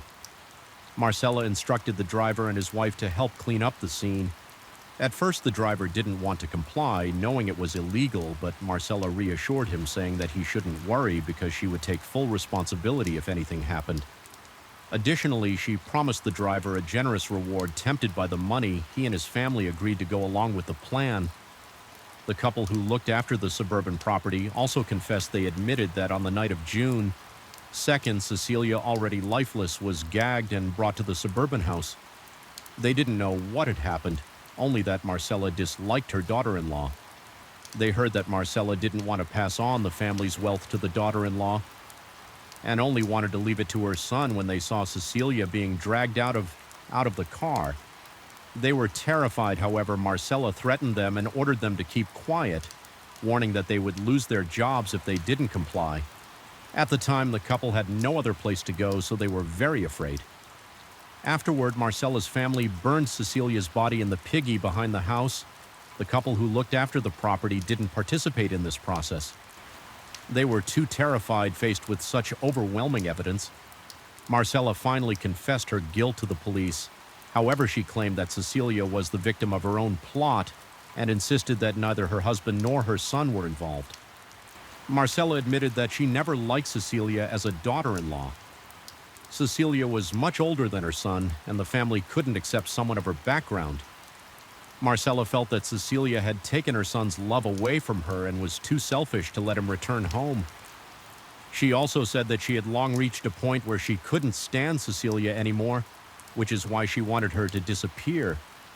However, the police didn't believe Marcella's testimony, suspecting that she was trying to protect her son.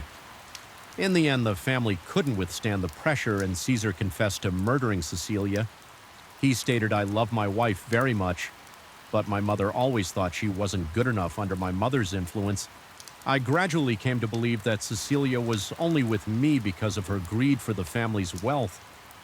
In reality, the couple's marriage had been strained from the beginning. Even though they had married in 1850 September 2022, they were already considering divorce. But Cecilia kept this a secret from her family.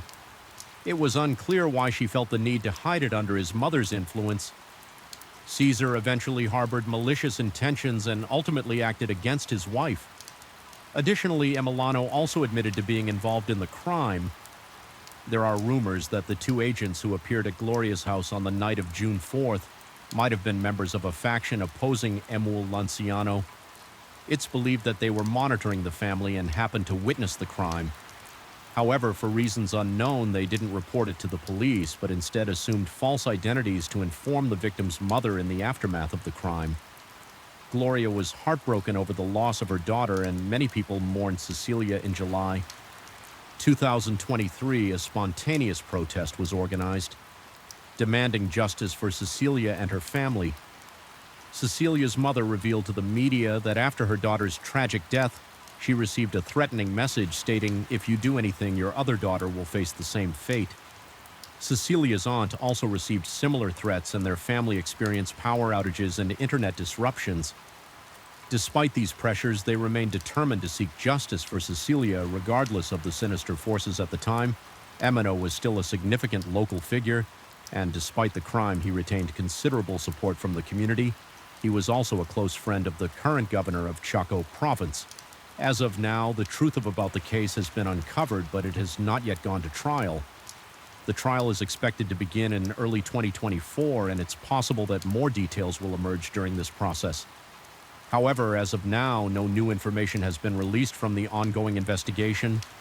We'll have to wait and see what sentences will be handed down to Cesar Sena's family. That brings us to the conclusion of today's story. Although the perpetrators have not yet been sentenced, this case leaves us with valuable lessons.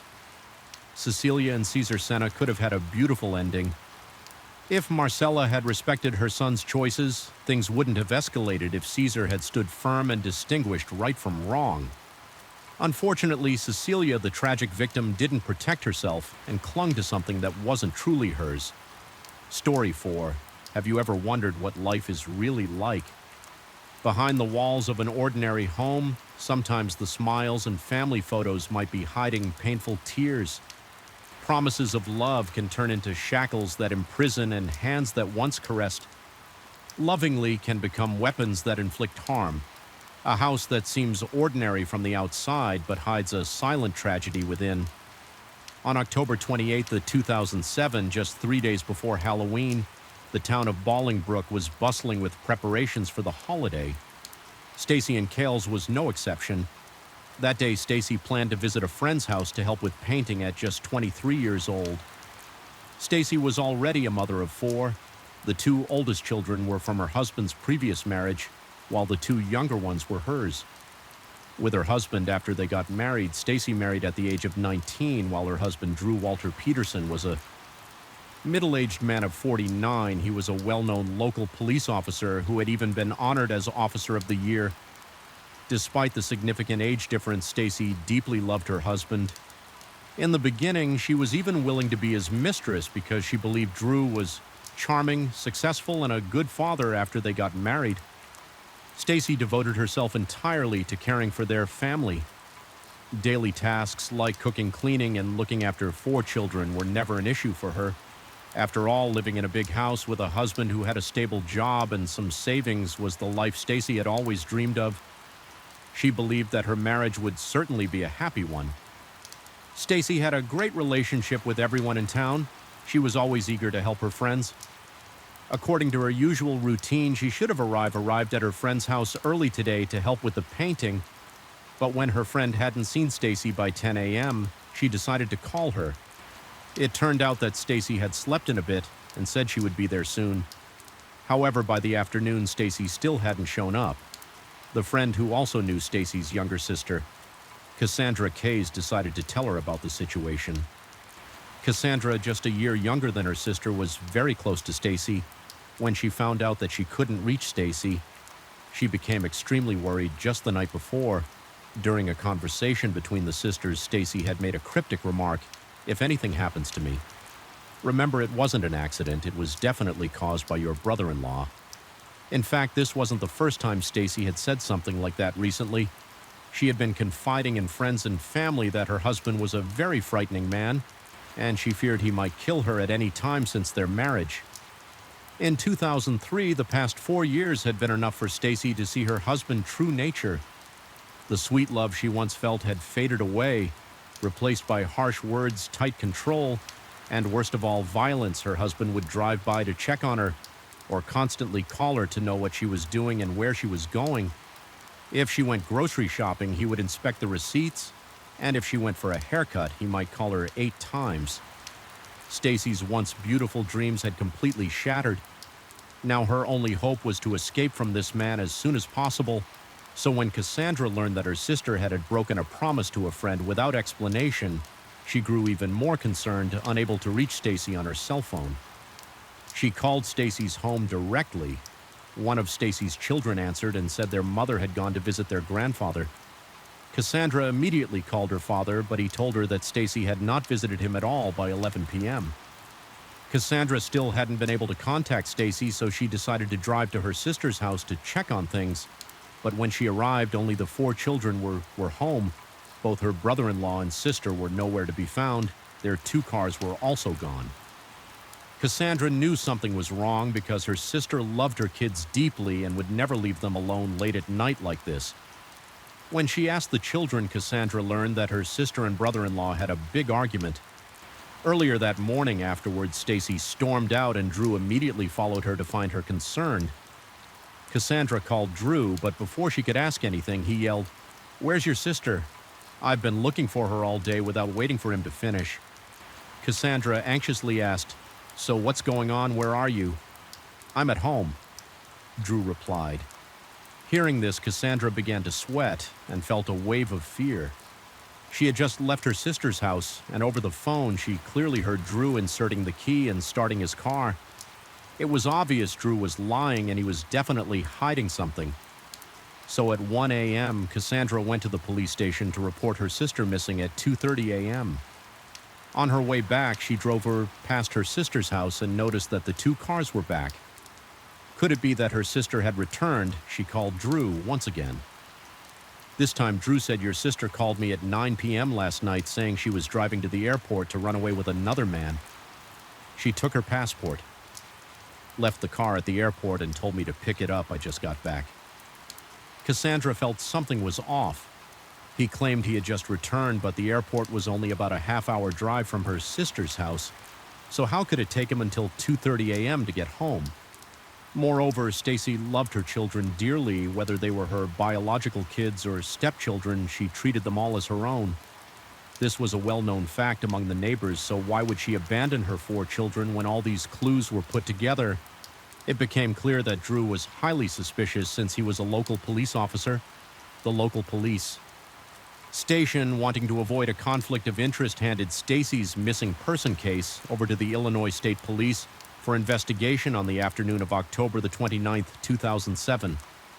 The Illinois State Police arrived at Drew's house to investigate Stacy's disappearance, surprisingly, despite being a police officer himself. Drew refused to cooperate and insisted that Stacy had run away with another man. He also refused to allow the police to search Stacy's car. This behavior aroused significant suspicion among the Illinois State Police. Left with no other option, they had to return to obtain a search warrant from higher authorities. 2 days later, the police returned with a search warrant and thoroughly searched every corner of Drew's house, but they did not find any critical evidence. Meanwhile, Stacy's family and friends quickly organized a group of volunteers to help search for her in 2 days. Over 75 volunteers scoured wetlands, parks, and rivers, distributing hundreds of flyers. Unfortunately, no clues about Stacy's whereabouts were found during this time. Drew acted as if nothing had happened. He continued to insist that Stacy had run off with another man and saw no reason to search for her. The police learned from Stacy's friends that she had recently been desperate to escape from her husband. One friend revealed that just 3 days before she disappeared on October 25th, Stacy had called to ask about renting a house and expressed her desire to get away from the dangerous situation at home. Cassandra's younger sister also mentioned that on October 27th, when she arrived at her sister's house for dinner, her brother-in-law seemed happy. It wasn't until he left for work that her sister made that cryptic comment. At this point, the police could only focus on investigating Drew, hoping to uncover something from him. Drew Walter Peterson, born in 1954, was 53 years old when Stacy disappeared. Before that, he had served in the military and officially became a member of the Bolingbrook Police Department in 1977. A month after Stacy's disappearance at the age of 53, he retired with an annual pension of $79,000, which was enough for him to live comfortably in his younger years. Drew was assigned to a task force and later served as an undercover agent in drug gangs. Since the 1960s, the drug problem in the United States had become increasingly severe, with convenient transportation in a thriving city. Chicago had become one of the largest drug trafficking hubs in the country. In that context, an outstanding undercover agent had many opportunities for advancement and wealth. Drew was fortunate to be selected. He grew his hair long, maintained a thick beard, and dressed casually. Blending imperfectly with Chicago's drug dealers, he quickly adapted to the environment and made friends with locals. Gathering valuable information in 1979, he was honored as the Police Officer of the Year. Despite having a successful career, Drew's personal life was marred by reprehensible behavior. When Drew met Stacy, he had not yet divorced his previous wife. At that time, Stacy was still underage. A 46-year-old man involved with a 16-year-old girl was clearly illegal. However, because it was a small town where everyone knew each other, and Drew was a police officer, although people were aware of the situation, no one reported him on. October 18, 2003, just 8 days after his divorce from his previous wife. Drew married Stacy after their marriage. Drew exercised strict control over Stacy even when she went shopping with female friends. He would ask her detailed questions. He installed surveillance cameras in the house, placed a tracking device on Stacy's phone, and even pressured her into getting cosmetic surgery when they had heated arguments. Drew would sometimes physically assault Stacy. At this point, Stacy finally realized that she couldn't continue in this marriage. She sought out a lawyer and began preparing for a divorce. She had scheduled a meeting with her lawyer on October 29th, but she mysteriously disappeared on the 28th. Furthermore, when the police investigated Drew, they discovered that beneath his flashy exterior lay many dark secrets. It's highly likely that he was also connected to another murder case. Drew had been through 4 marriages.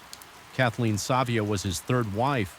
She met Drew when she was 30 years old, and at that time, Drew was still married to his 2nd wife. They were married for 10 years and had 2 sons together. Drew had abused Kathleen several times, but she endured it for the sake of their children. However, when she learned that Drew was involved with Stacy, she could no longer tolerate it and decided to file for divorce. Divorce meant dividing assets among Drew's assets. He could accept losing other things, but not his pension. The two constantly argued about the division of assets. Drew often threatened Kathleen, saying, "Don't push me. Don't make me make you disappear." Between 2002 and 2004, Kathleen reported Drew's abuse to the police 18 times. Strangely, he was never punished or investigated. In March 2002, Kathleen felt her life was in danger and sought an emergency protection order from the police. However, due to Drew's lawyer's interference, she was forced to drop it by July. Kathleen once again reached out to the police, stating that Drew was no longer just threatening her with words. He had brought a knife to her home. The police filed a report with the county prosecutor's office, but ultimately nothing came of it. In November, Kathleen wrote a desperate letter to the assistant county prosecutor. In the letter, she wrote, "He knows how to manipulate this system. His next move will be to either take my children or eliminate me. I am not getting any help from the Bolingbrook police. I truly need your assistance now." Despite the sincerity of her letter, she received no response. Fortunately, on October 10, 2003, Kathleen finally divorced Drew. However, the issue of asset division remained unresolved. According to the plan, the asset division hearing was scheduled for April 2004. If everything went as expected, Kathleen would receive the house child support, alimony, a portion of Drew's pension, and a share of the profits from the sale of his bar. But a month before the hearing on March 1st, Kathleen was found dead in her bathtub at home. At the time, her cause of death was ruled as an accidental drowning, considering that both Drew's first and second wives had also accused him of abuse. It indicated a pattern of repeat offenses. Prosecutor James Glasgow believed there were many suspicious circumstances surrounding Kathleen's death. Glasgow, AW County prosecutor with 26 years of legal experience and a strong track record in combating domestic violence, was the prosecutor in charge of Stacy's disappearance case.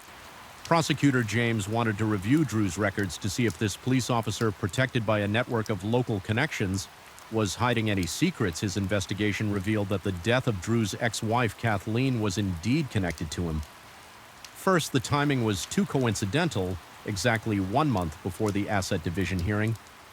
Moreover, the coroner's report at the time indicated that the injuries on Kathleen's body were not consistent with an accidental drowning. In fact, Kathleen's family had also been suspicious of her death. How could a healthy woman in her 40s who wasn't an alcoholic or a drug user suddenly slip and fall in the bathtub? This was a small oval-shaped bathtub where you couldn't even stretch out your legs. How could someone drown in it? However, the family's suspicions were ignored and the case was closed. Prosecutor James decided to search for Stacy while also reopening Kathleen's case. The first step was to conduct a new forensic examination of her body. People often say that exhuming a body disturbs the deceased, but when Kathleen's family learned of it, they fully supported the decision on November 13th. Kathleen's body was exhumed and re-examined by forensic experts. Her family was concerned about potential interference in the investigation, so with the court's permission, they funded an additional expert to participate in the examination. This time, the forensic experts discovered something suspicious besides the bruises on her body. Kathleen had a large, unexplained wound on her head. Clearly, this couldn't be explained by an accidental drowning. It appeared to be the result of a heavy blow. Finally, the forensic experts and authorities reached a unanimous conclusion. Kathleen's death was a meticulously planned murder. When this conclusion was announced, it caused a significant public outcry as it completely contradicted the accidental death ruling from 3 years earlier. According to the records from that time, Drew had stated on Friday, February 27, 2004, "I picked up my 2 kids to spend the weekend with them on Sunday evening. I brought the kids back to Kathleen's house, but the door was locked and no one answered the phone, so I had to take the kids back home by March. First, I had called Kathleen dozens of times, but she still didn't answer that. Evening, I went to her house again, but no one opened the door. I thought something might have happened, so I called a locksmith to open the door and also gathered 4 neighbors. Once the door was opened, I let the neighbors go upstairs to check on Kathleen while I waited downstairs because Kathleen had told me she didn't want to see me. Shortly after I heard a horrifying scream, I rushed upstairs, and when I reached the bathroom, I saw the neighbors standing in front of the bathtub with terrified expressions. Kathleen was lying in the water-filled tub, her wet hair covering her face. The blood in the bathtub had dried and coagulated. I checked her pulse and it was no longer beating. I was extremely saddened and had no idea how to break the news to our children at that time to avoid any conflict of interest. The local police transferred the case to the Illinois State Police. The state police arrived quickly at the scene. However, they conducted only a cursory examination of the house and didn't even secure the scene. After just over 2 hours, they completed their work and left. Kathleen's family received the tragic news that evening and rushed to the scene only to be stopped by Drew. It wasn't until March 2nd that they were allowed into Kathleen's house. By then it was too late. The police had already left, and Drew was cleaning the bloodstains from the bathtub, claiming he was doing so to prevent their children from seeing it and becoming frightened. Despite the many suspicious circumstances surrounding Kathleen's death, the jury unanimously concluded that it was an accidental drowning. At that time, one of the jurors knew Drew personally. Although this person hadn't been to the scene, they kept praising Drew as a good cop who couldn't possibly harm his wife. Most importantly, Stacy provided Drew with an alibi. As a result, the jury took less than an hour to confirm that Kathleen had died from an accidental drowning after Kathleen's death. Drew, as the beneficiary, received $1 million from her life insurance policy. He also presented a will that they had previously signed, which stated that after Kathleen's death, Drew would inherit all of her assets just over a month after Kathleen's passing. Drew quickly sold her house. Looking back at Kathleen's case, the process of concluding that she had drowned accidentally was clearly too hasty. Another critical point that was overlooked was that the first coroner to arrive at the scene was a colleague of Drew's. Considering all these clues, Drew became the prime suspect in both cases. The police then proceeded to prosecute him regarding the motive. Drew and Kathleen had deep conflicts of interest. If Kathleen were alive, Drew would stand to lose a significant portion of his assets. On the other hand, her death meant that he inherited a large sum from her. Analyzing Drew's behavior during the incident, his first reaction upon being unable to contact his ex-wife wasn't to reach out to his fellow officers, but to call a locksmith and neighbors instead. Although he appeared anxious after entering the house, he didn't participate in the search, almost as if he was deliberately waiting in for the neighbors to find Kathleen first. Furthermore, as a police officer, Drew destroyed the crime scene the very next day by cleaning the bathtub. These actions were all very strange and aligned with the behavior of someone who had staged the scene of a murder. Regarding Drew's character, he had a habit of smearing others to assert that his own actions were justified. For instance, he once claimed that the reason the mayor and the police chief ignored Kathleen's pleas for help was because she had harassed them at a party. Drew also frequently told others that Stacy was involved with 4 or 5 men at the same time. He consistently created rumors to protect himself. At this point, the only thing missing to convict Drew was a decisive piece of evidence.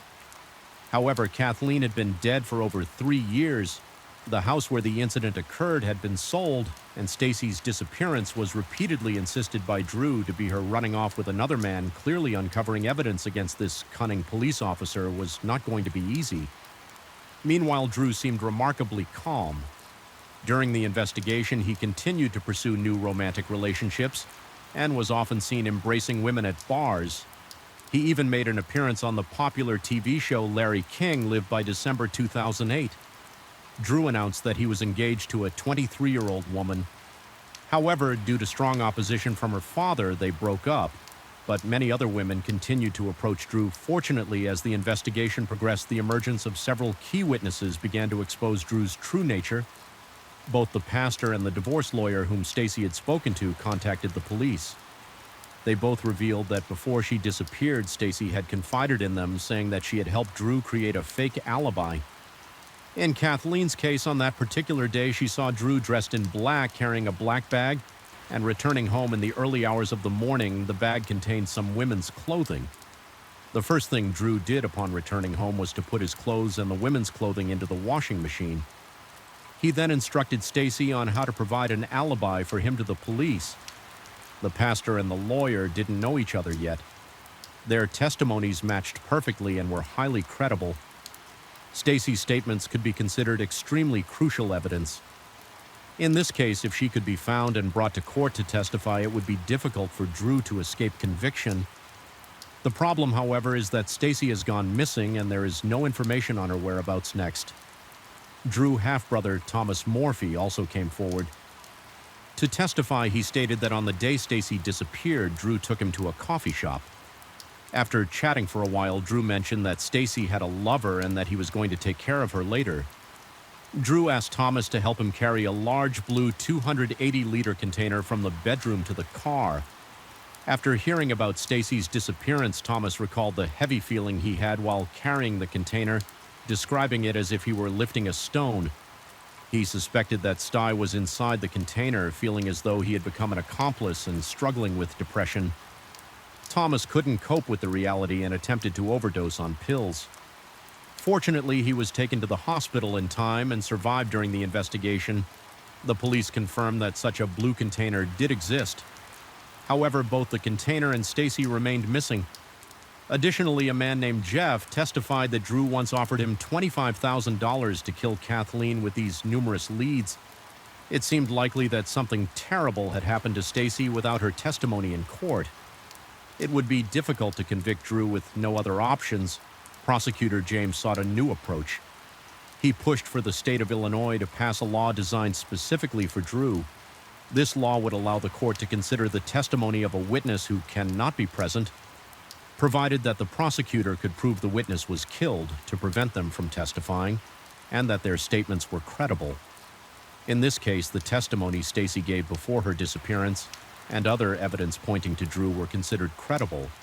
This meant that even with Stacy missing, the police could still convict Drew on September 6, 2012. The Illinois Court of Appeals ruled that Drew was guilty of murdering Kathleen, and he was sentenced to 38 years in prison. However, Drew was not satisfied with the verdict. Even after being imprisoned, he continued to appeal, but all of his appeals were subsequently denied. In 2015, Drew attempted to hire a hitman from within the prison to kill Prosecutor James. Unbeknownst to him, a fellow inmate immediately reported the plot using a wiretap. The police recorded a conversation between Drew and his inmate, which became solid evidence against him on July 29, 2016. Drew was sentenced to an additional 40 years in prison for the murder-for-hire plot, despite having no hope left. Drew still denied killing Kathleen. Even as late as 2021, he continued to appeal and accused Prosecutor James of witness intimidation. However, since he failed to provide any evidence, both his appeal and accusations were dismissed as for Stacy. Despite years of searching, there has been no news about her. Coincidentally, her mother, Christine, also mysteriously disappeared on March 11, 1998, while on her way to church, and she too was never found, leaving the case unresolved. Although the hope that Stacy is still alive is very slim, her family has never given up. Her sister, Cassandra, created a website to encourage people to donate. The funds raised have been used to purchase equipment such as ground-penetrating radar, hire search and recovery experts, and more. She has spent over $400,000 on these efforts, even though Drew was investigated for Stacy's disappearance and Kathleen's case. He was only convicted for Kathleen's murder. Therefore, in the end, no one has been held accountable for Stacy's disappearance, not even Drew, who seems to have been regarded as the crime suspect. Cassandra feels deeply disappointed by this. She said, "Now I just want to bring my sister home so I can have peace of mind." As for Stacy's ultimate fate, we can only wait for time to reveal the truth. Story 5 in Osaka, located in the Kanai region of Japan, while the Kanto region represents modern economic power. Kanai is famous for its rich history. Osaka is the third largest city in Japan, known for its unique food culture and bustling commercial districts. The city features historic buildings, Osaka Castle, modern skyscrapers, a TV tower, and popular shopping and dining areas like Shinsaibashi, Donbore, and various gourmet streets offering a diverse array of delicious foods. Osaka is a vibrant city that attracts many tourists. With the rise of tourism, many locals rent out their vacant homes for short-term stays, offering guests homemade meals and other services. Numerous B&B's bed and breakfasts have sprung up compared to traditional hotels. These B&Bs are more affordable, allowing visitors to fully experience local culture. B&B stands for bed and breakfast, which refers to small budget-friendly accommodations that provide an overnight stay and breakfast. Most B&B owners operate family-run businesses in Osaka. Many locals have developed personalized B&Bs based on various themes such as hot springs, Japanese cuisine, and other local specialties. However, among the many B&Bs, there are also black B&Bs where guests don't need to show identification to check in. These black B&Bs are less formal with basic facilities and environments, but their relatively low prices make them popular with certain groups. The main character of the story is Saki Kondo. She was born in Hedi City, Hyogo Prefecture. Saki worked as a saleswoman at a parts manufacturing company in Maa City, Hyogo Prefecture, northwest of Osaka in 2018. After a day of work, Saki left the office as usual. She said goodbye to her colleagues, packed her belongings, and left the company. That evening after work, she took a train straight to Osaka upon arriving. She walked hand in hand with a man, and they headed in a certain direction before disappearing into the night. On Saturday, February 17, 2018, the Hgo Profil police received a call from a woman reporting that her daughter, Saki Kondo, had been missing for 2 days. Saki was known for her dedication to her job. When she failed to show up for work the previous day without requesting leave, and her supervisor was unable to reach her, they contacted her mother to check on her. Saki's mother, who lived in their hometown in Hyogo Prefecture, stayed in close contact with her daughter every day after receiving the call from Saki's colleague. She became very worried. She immediately tried calling Saki's cell phone but couldn't get through after waiting another day without hearing back. She grew increasingly anxious and felt something was wrong, so she decided to contact the police upon receiving the report. The police promptly launched an investigation. The missing person, Saki Kondo, a 27-year-old office worker, was employed in Maa City, Hyogo Prefecture. She had previously lived with her mother, older brother, and grandfather. Her father, who worked in metal processing, had been working in Thailand for an extended period. It was rare for him to have the opportunity to return home and reunite with the family almost every year. Saki's family planned a trip together to visit her father in Thailand. During these trips, Saki developed a strong desire to travel abroad, determined to pursue her passion. Saki worked hard to improve her English, hoping to visit more countries in the future. Over the years, she attended a prestigious all-girls private school in Hyogo Prefecture. With excellent academic performance, she joined the school's brass band club and lived life to the fullest each day. From a young age, Saki placed great importance on language learning, particularly English. She made significant efforts and achieved a high level of proficiency, allowing her to read English magazines and watch English videos without any difficulty after graduating from high school. She was accepted into a local university with her strong English skills. She often spent her holidays traveling to European countries for short trips, where she made several international friends. After graduating, Saki started working early and went through a few job changes. 2 years ago, she secured a position as a saleswoman at a parts manufacturing company in Emiya City. She then moved into the company's employee dormitory and began living independently. Saki was a warm and cheerful person. If she encountered a foreigner asking for directions while on the street, she was always kind enough to help. She often invited her foreign friends over to visit her home. At work, she was always willing and enthusiastic to assist her colleagues with any English-related issues they had.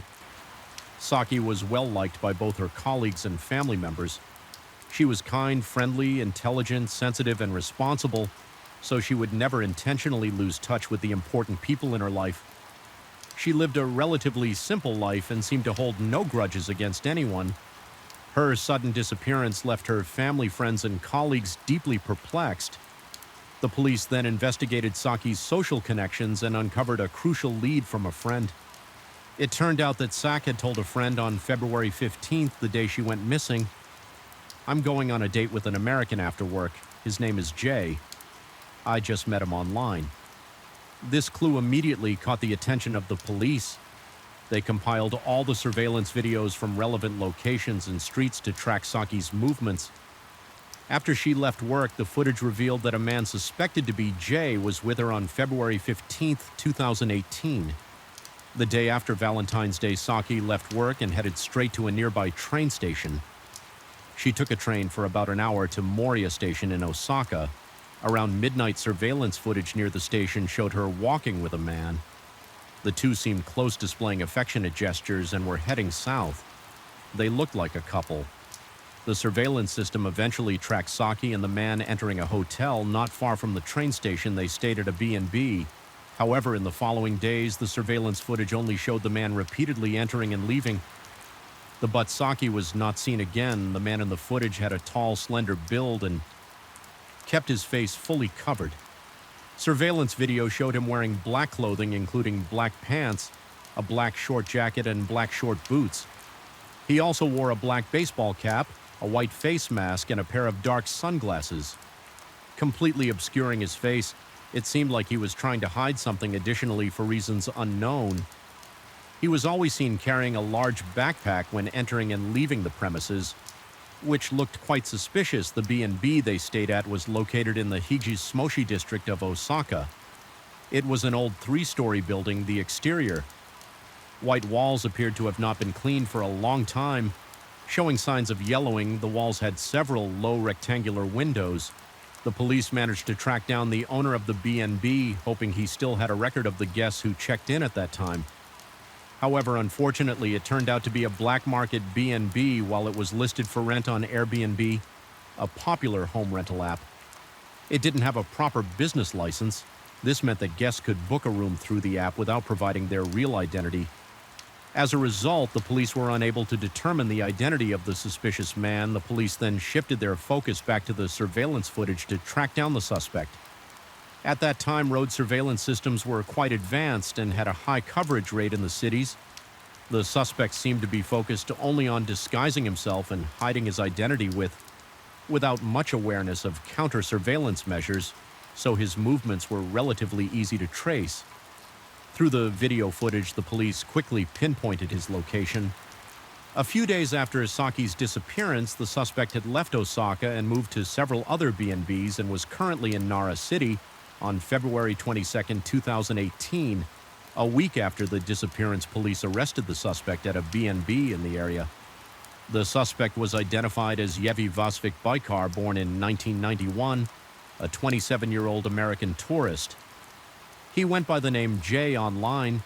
The same person who had gone on a date with Saki Jay was born in Odessa, Ukraine. His mother, Regina, was Ukrainian and his father was Bulgarian. A professional doctor when Jay was young, his parents divorced later. His mother met Benny. Daisy, an engineer from the United States, they connected through a social networking site, specifically one that linked North American men with Eastern European women. After getting to know each other, Mr. Daisy fell in love with his mother. He personally traveled to Ukraine to bring her and Jay back to live with him. After returning to Texas, the two got married and started a new family life together. This is how Jay, then 9 years old, became an American citizen. Jay's stepfather treated him like his own son and cared for him with all his love. However, Jay never fully opened up to him in his stepfather's eyes. Jay was very shy and always seemed to be just his mother's son. He had very few friends and didn't seem interested in expanding his social circle, only talking to his mother at home. No matter how much his stepfather cared, Jay chose to remain silent. On the other hand, it seemed that his mother had her own plans. After getting married and immigrating to the U.S., she began working towards obtaining a nursing degree. After several years of hard work and study, she achieved her dream and established herself in the United States. One day, she quietly took Jay and left Mr. Daisy. He searched tirelessly for them, but for a long time there was no news. This caused him great heartbreak. Then one day he unexpectedly received a letter from his wife Regina. Before he could feel any joy, he was left stunned.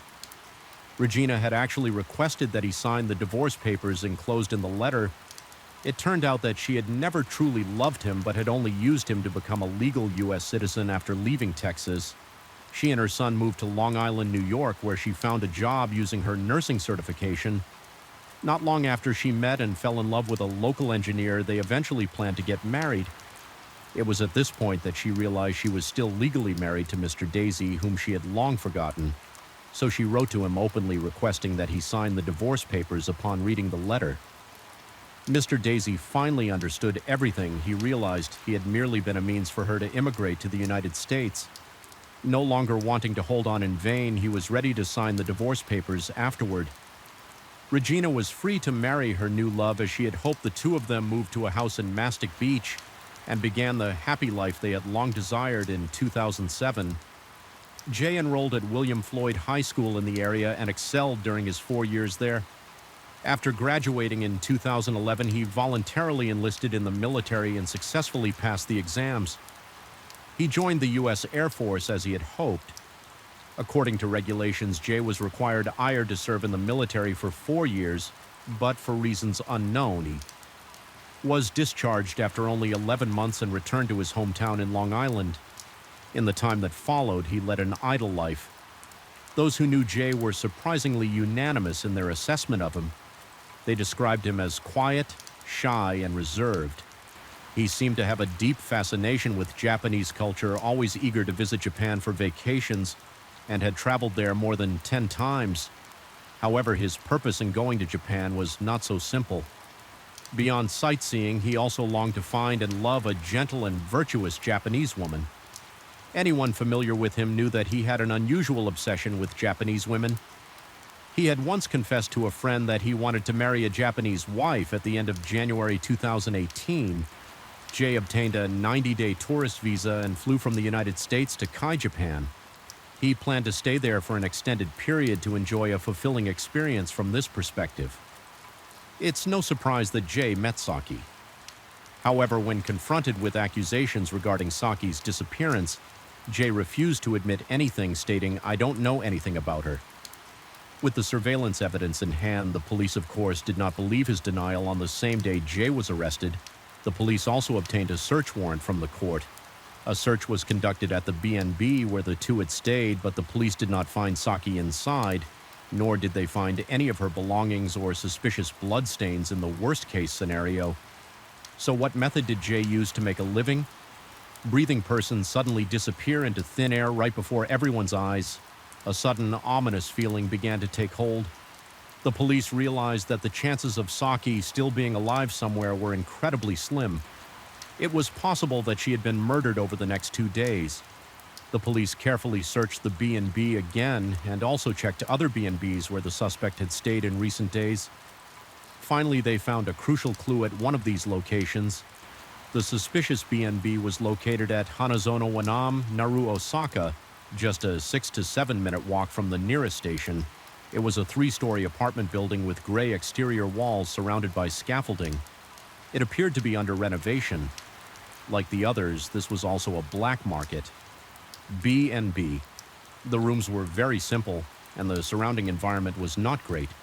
Staying here for a night cost only 230 yen, which is about $14 because of the low price. It was typically rented by night workers and laborers in the area. The owner of this B&B had a strong impression of Jay. He recounted a few days ago a handsome foreign guest with a suitcase stayed at my B&B for one night. Foreign tourists are rare here, so I paid special attention to him after observing the scene. Several police officers accompanied the B&B owner to the room where Jay had stayed. As soon as they entered, they noticed a strange odor, a mix of something foul and an overpowering fragrance. The closer they got to the room, the more unbearable the smell became. When they opened the door, they found a small 6-square-meter room. The cramped space was barely enough for one person to lie down. The odor in the room was so strong that everyone present felt deeply uncomfortable. It didn't take long for them to discover a suitcase left behind in the room. It seemed to have been sprayed with a deodorizer, possibly in an attempt to mask some foul smell, but it had clearly failed the investigators. Karai approached and opened the suitcase. They were stunned when they found a decaying human head inside the site at the scene. Left many of those present shocked and horrified. DNA comparisons confirmed that the head belonged to Saki, who had been missing for nearly 10 days. Faced with this new evidence, Jay knew he could no longer deny the truth. Desperate, the perpetrator confessed everything, recounting how he had met Saki. Yet even to the end, he repeatedly claimed, "I didn't mean to kill her." It turned out that while Jay was known to friends and family as a reserved and quiet person, he had a completely different persona online. though he had deleted all his related accounts after the incident. The truth was uncovered through the recovery of his data records. Jay frequently used Tinder, a dating app with users. Worldwide, mainly young and middle-aged individuals, users can upload photos of themselves, add their interests and skills, and introduce themselves to others. If two users show mutual interest, they can connect once connected. They can start chatting online. The app also supports location services, allowing users to connect with others nearby. Jay seemed to lack confidence in his appearance. He didn't post any real photos of himself on his profile. Instead, he found a picture online and used a more appealing online name. He had visited Japan multiple times and used the location suggestion feature of social media apps to connect and chat with local women, including Saki. He had been involved with nearly 10 Japanese women, clearly unsatisfied with just chatting online. He tried every possible way to persuade them to go out and spend the night at a B&B to satisfy his desires. He was fascinated by a series of romantic encounters engaging in one-night stands. In January 2018, Jay obtained a 90-day tourist visa for Japan and began his pursuit of beauty. This time he chose the Kai region, specifically selecting various black market B&Bs along the train line and frequently changing location while meeting different Japanese women. On February 12, 2018, Jay checked into a B&B in Higashikata W of Osaka, planning to stay there for a week. During this time, he met Saki through a social app. Both Saki and Jay were the same age. Saki had a beautiful, delicate, gentle, and outgoing appearance, perfectly matching his ideal image of a Japanese woman. Saki also showed interest in the young foreign man. By chance, they successfully matched on the social app. Saki English was excellent and there were no communication barriers, so her enthusiasm quickly attracted Jay. After a while, they exchanged contact information and added each other as friends on Instagram. A few days after chatting, Jay wanted to invite Saki to Osaka. However, where Saki lived, was 50 kilometers away from Osaka, requiring more than an hour by train. She felt it was too soon to meet in person since they had just met. So she told him, "I'm busy with work and would like to get to know you better first." No matter how hard Jay tried to be persuasive or assertive, Saki still refused to meet. Fearing that his target might slip away, Jay felt the need to be more decisive. He pressured her by saying, "If you don't meet me, I'll come to your house." Hearing this, Saki found it difficult to refuse. He continued to push her. "I know where you work and where you live. If you don't agree to meet, I'll come to your house." After much consideration, Saki finally compromised. She promised Jay she would come to Osaka to meet him after work on Thursday, the day of their meeting. Quickly arrived that day after work, Saki took the train to Osaka's Morinomiya station. Jay was already waiting nearby when Saki saw Jay in person. She was a bit surprised because he looked completely different from his profile picture on the social app. However, Jay was friendly and considerate.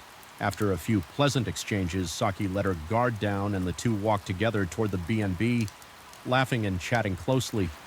The next day was still a work day for Saki, so she planned to return to Emma early to be on time for work and had no intention of staying long, but she never imagined she would never get the chance to return.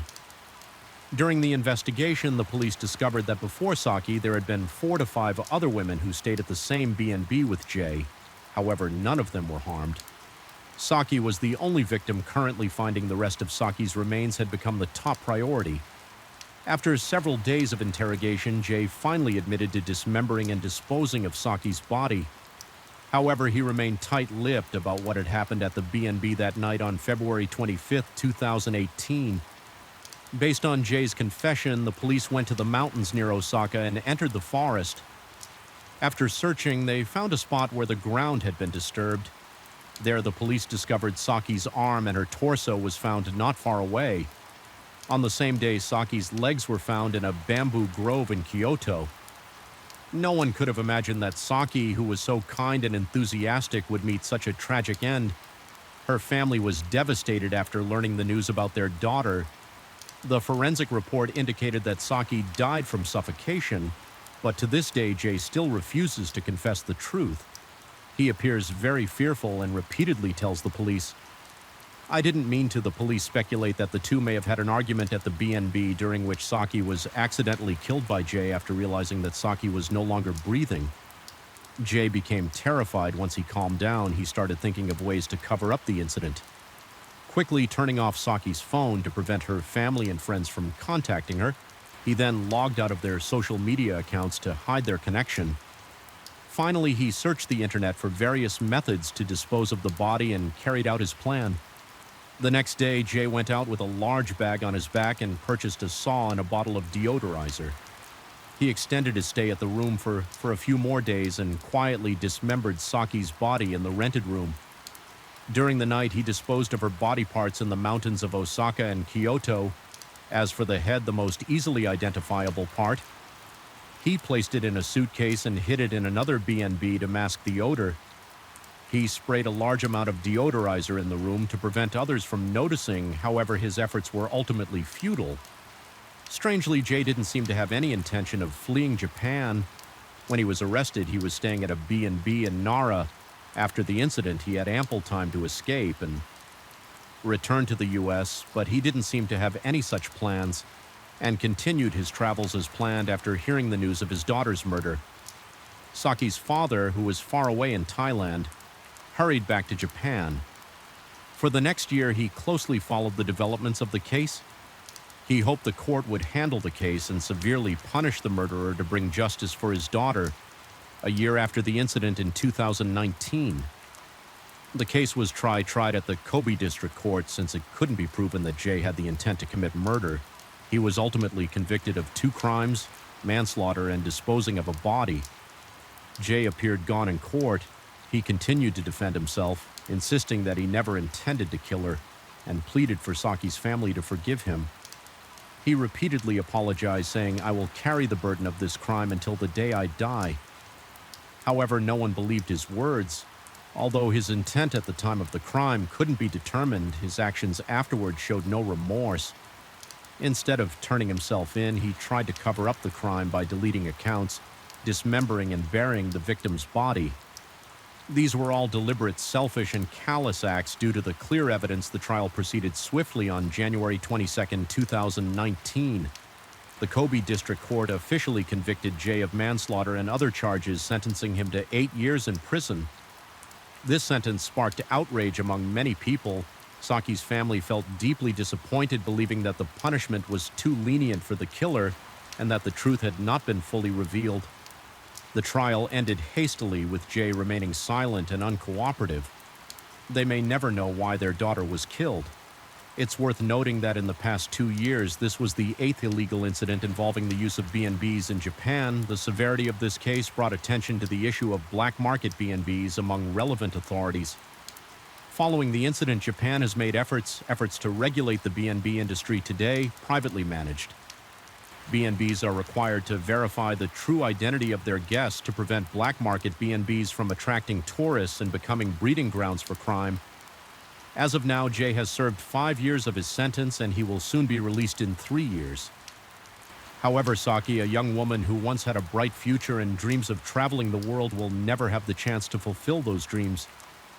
As the rain gently falls and the night grows deeper, thank you for joining me here at Mr. Night Scared True Crime Stories. Remind us of life's mysteries and the importance of staying aware, even as we seek comfort in the quiet of the night. If you've enjoyed tonight's tale, don't forget to like, share, and subscribe. Let the rain carry you to a peaceful sleep, and until we meet again, stay safe, stay curious, and let the night watch over you.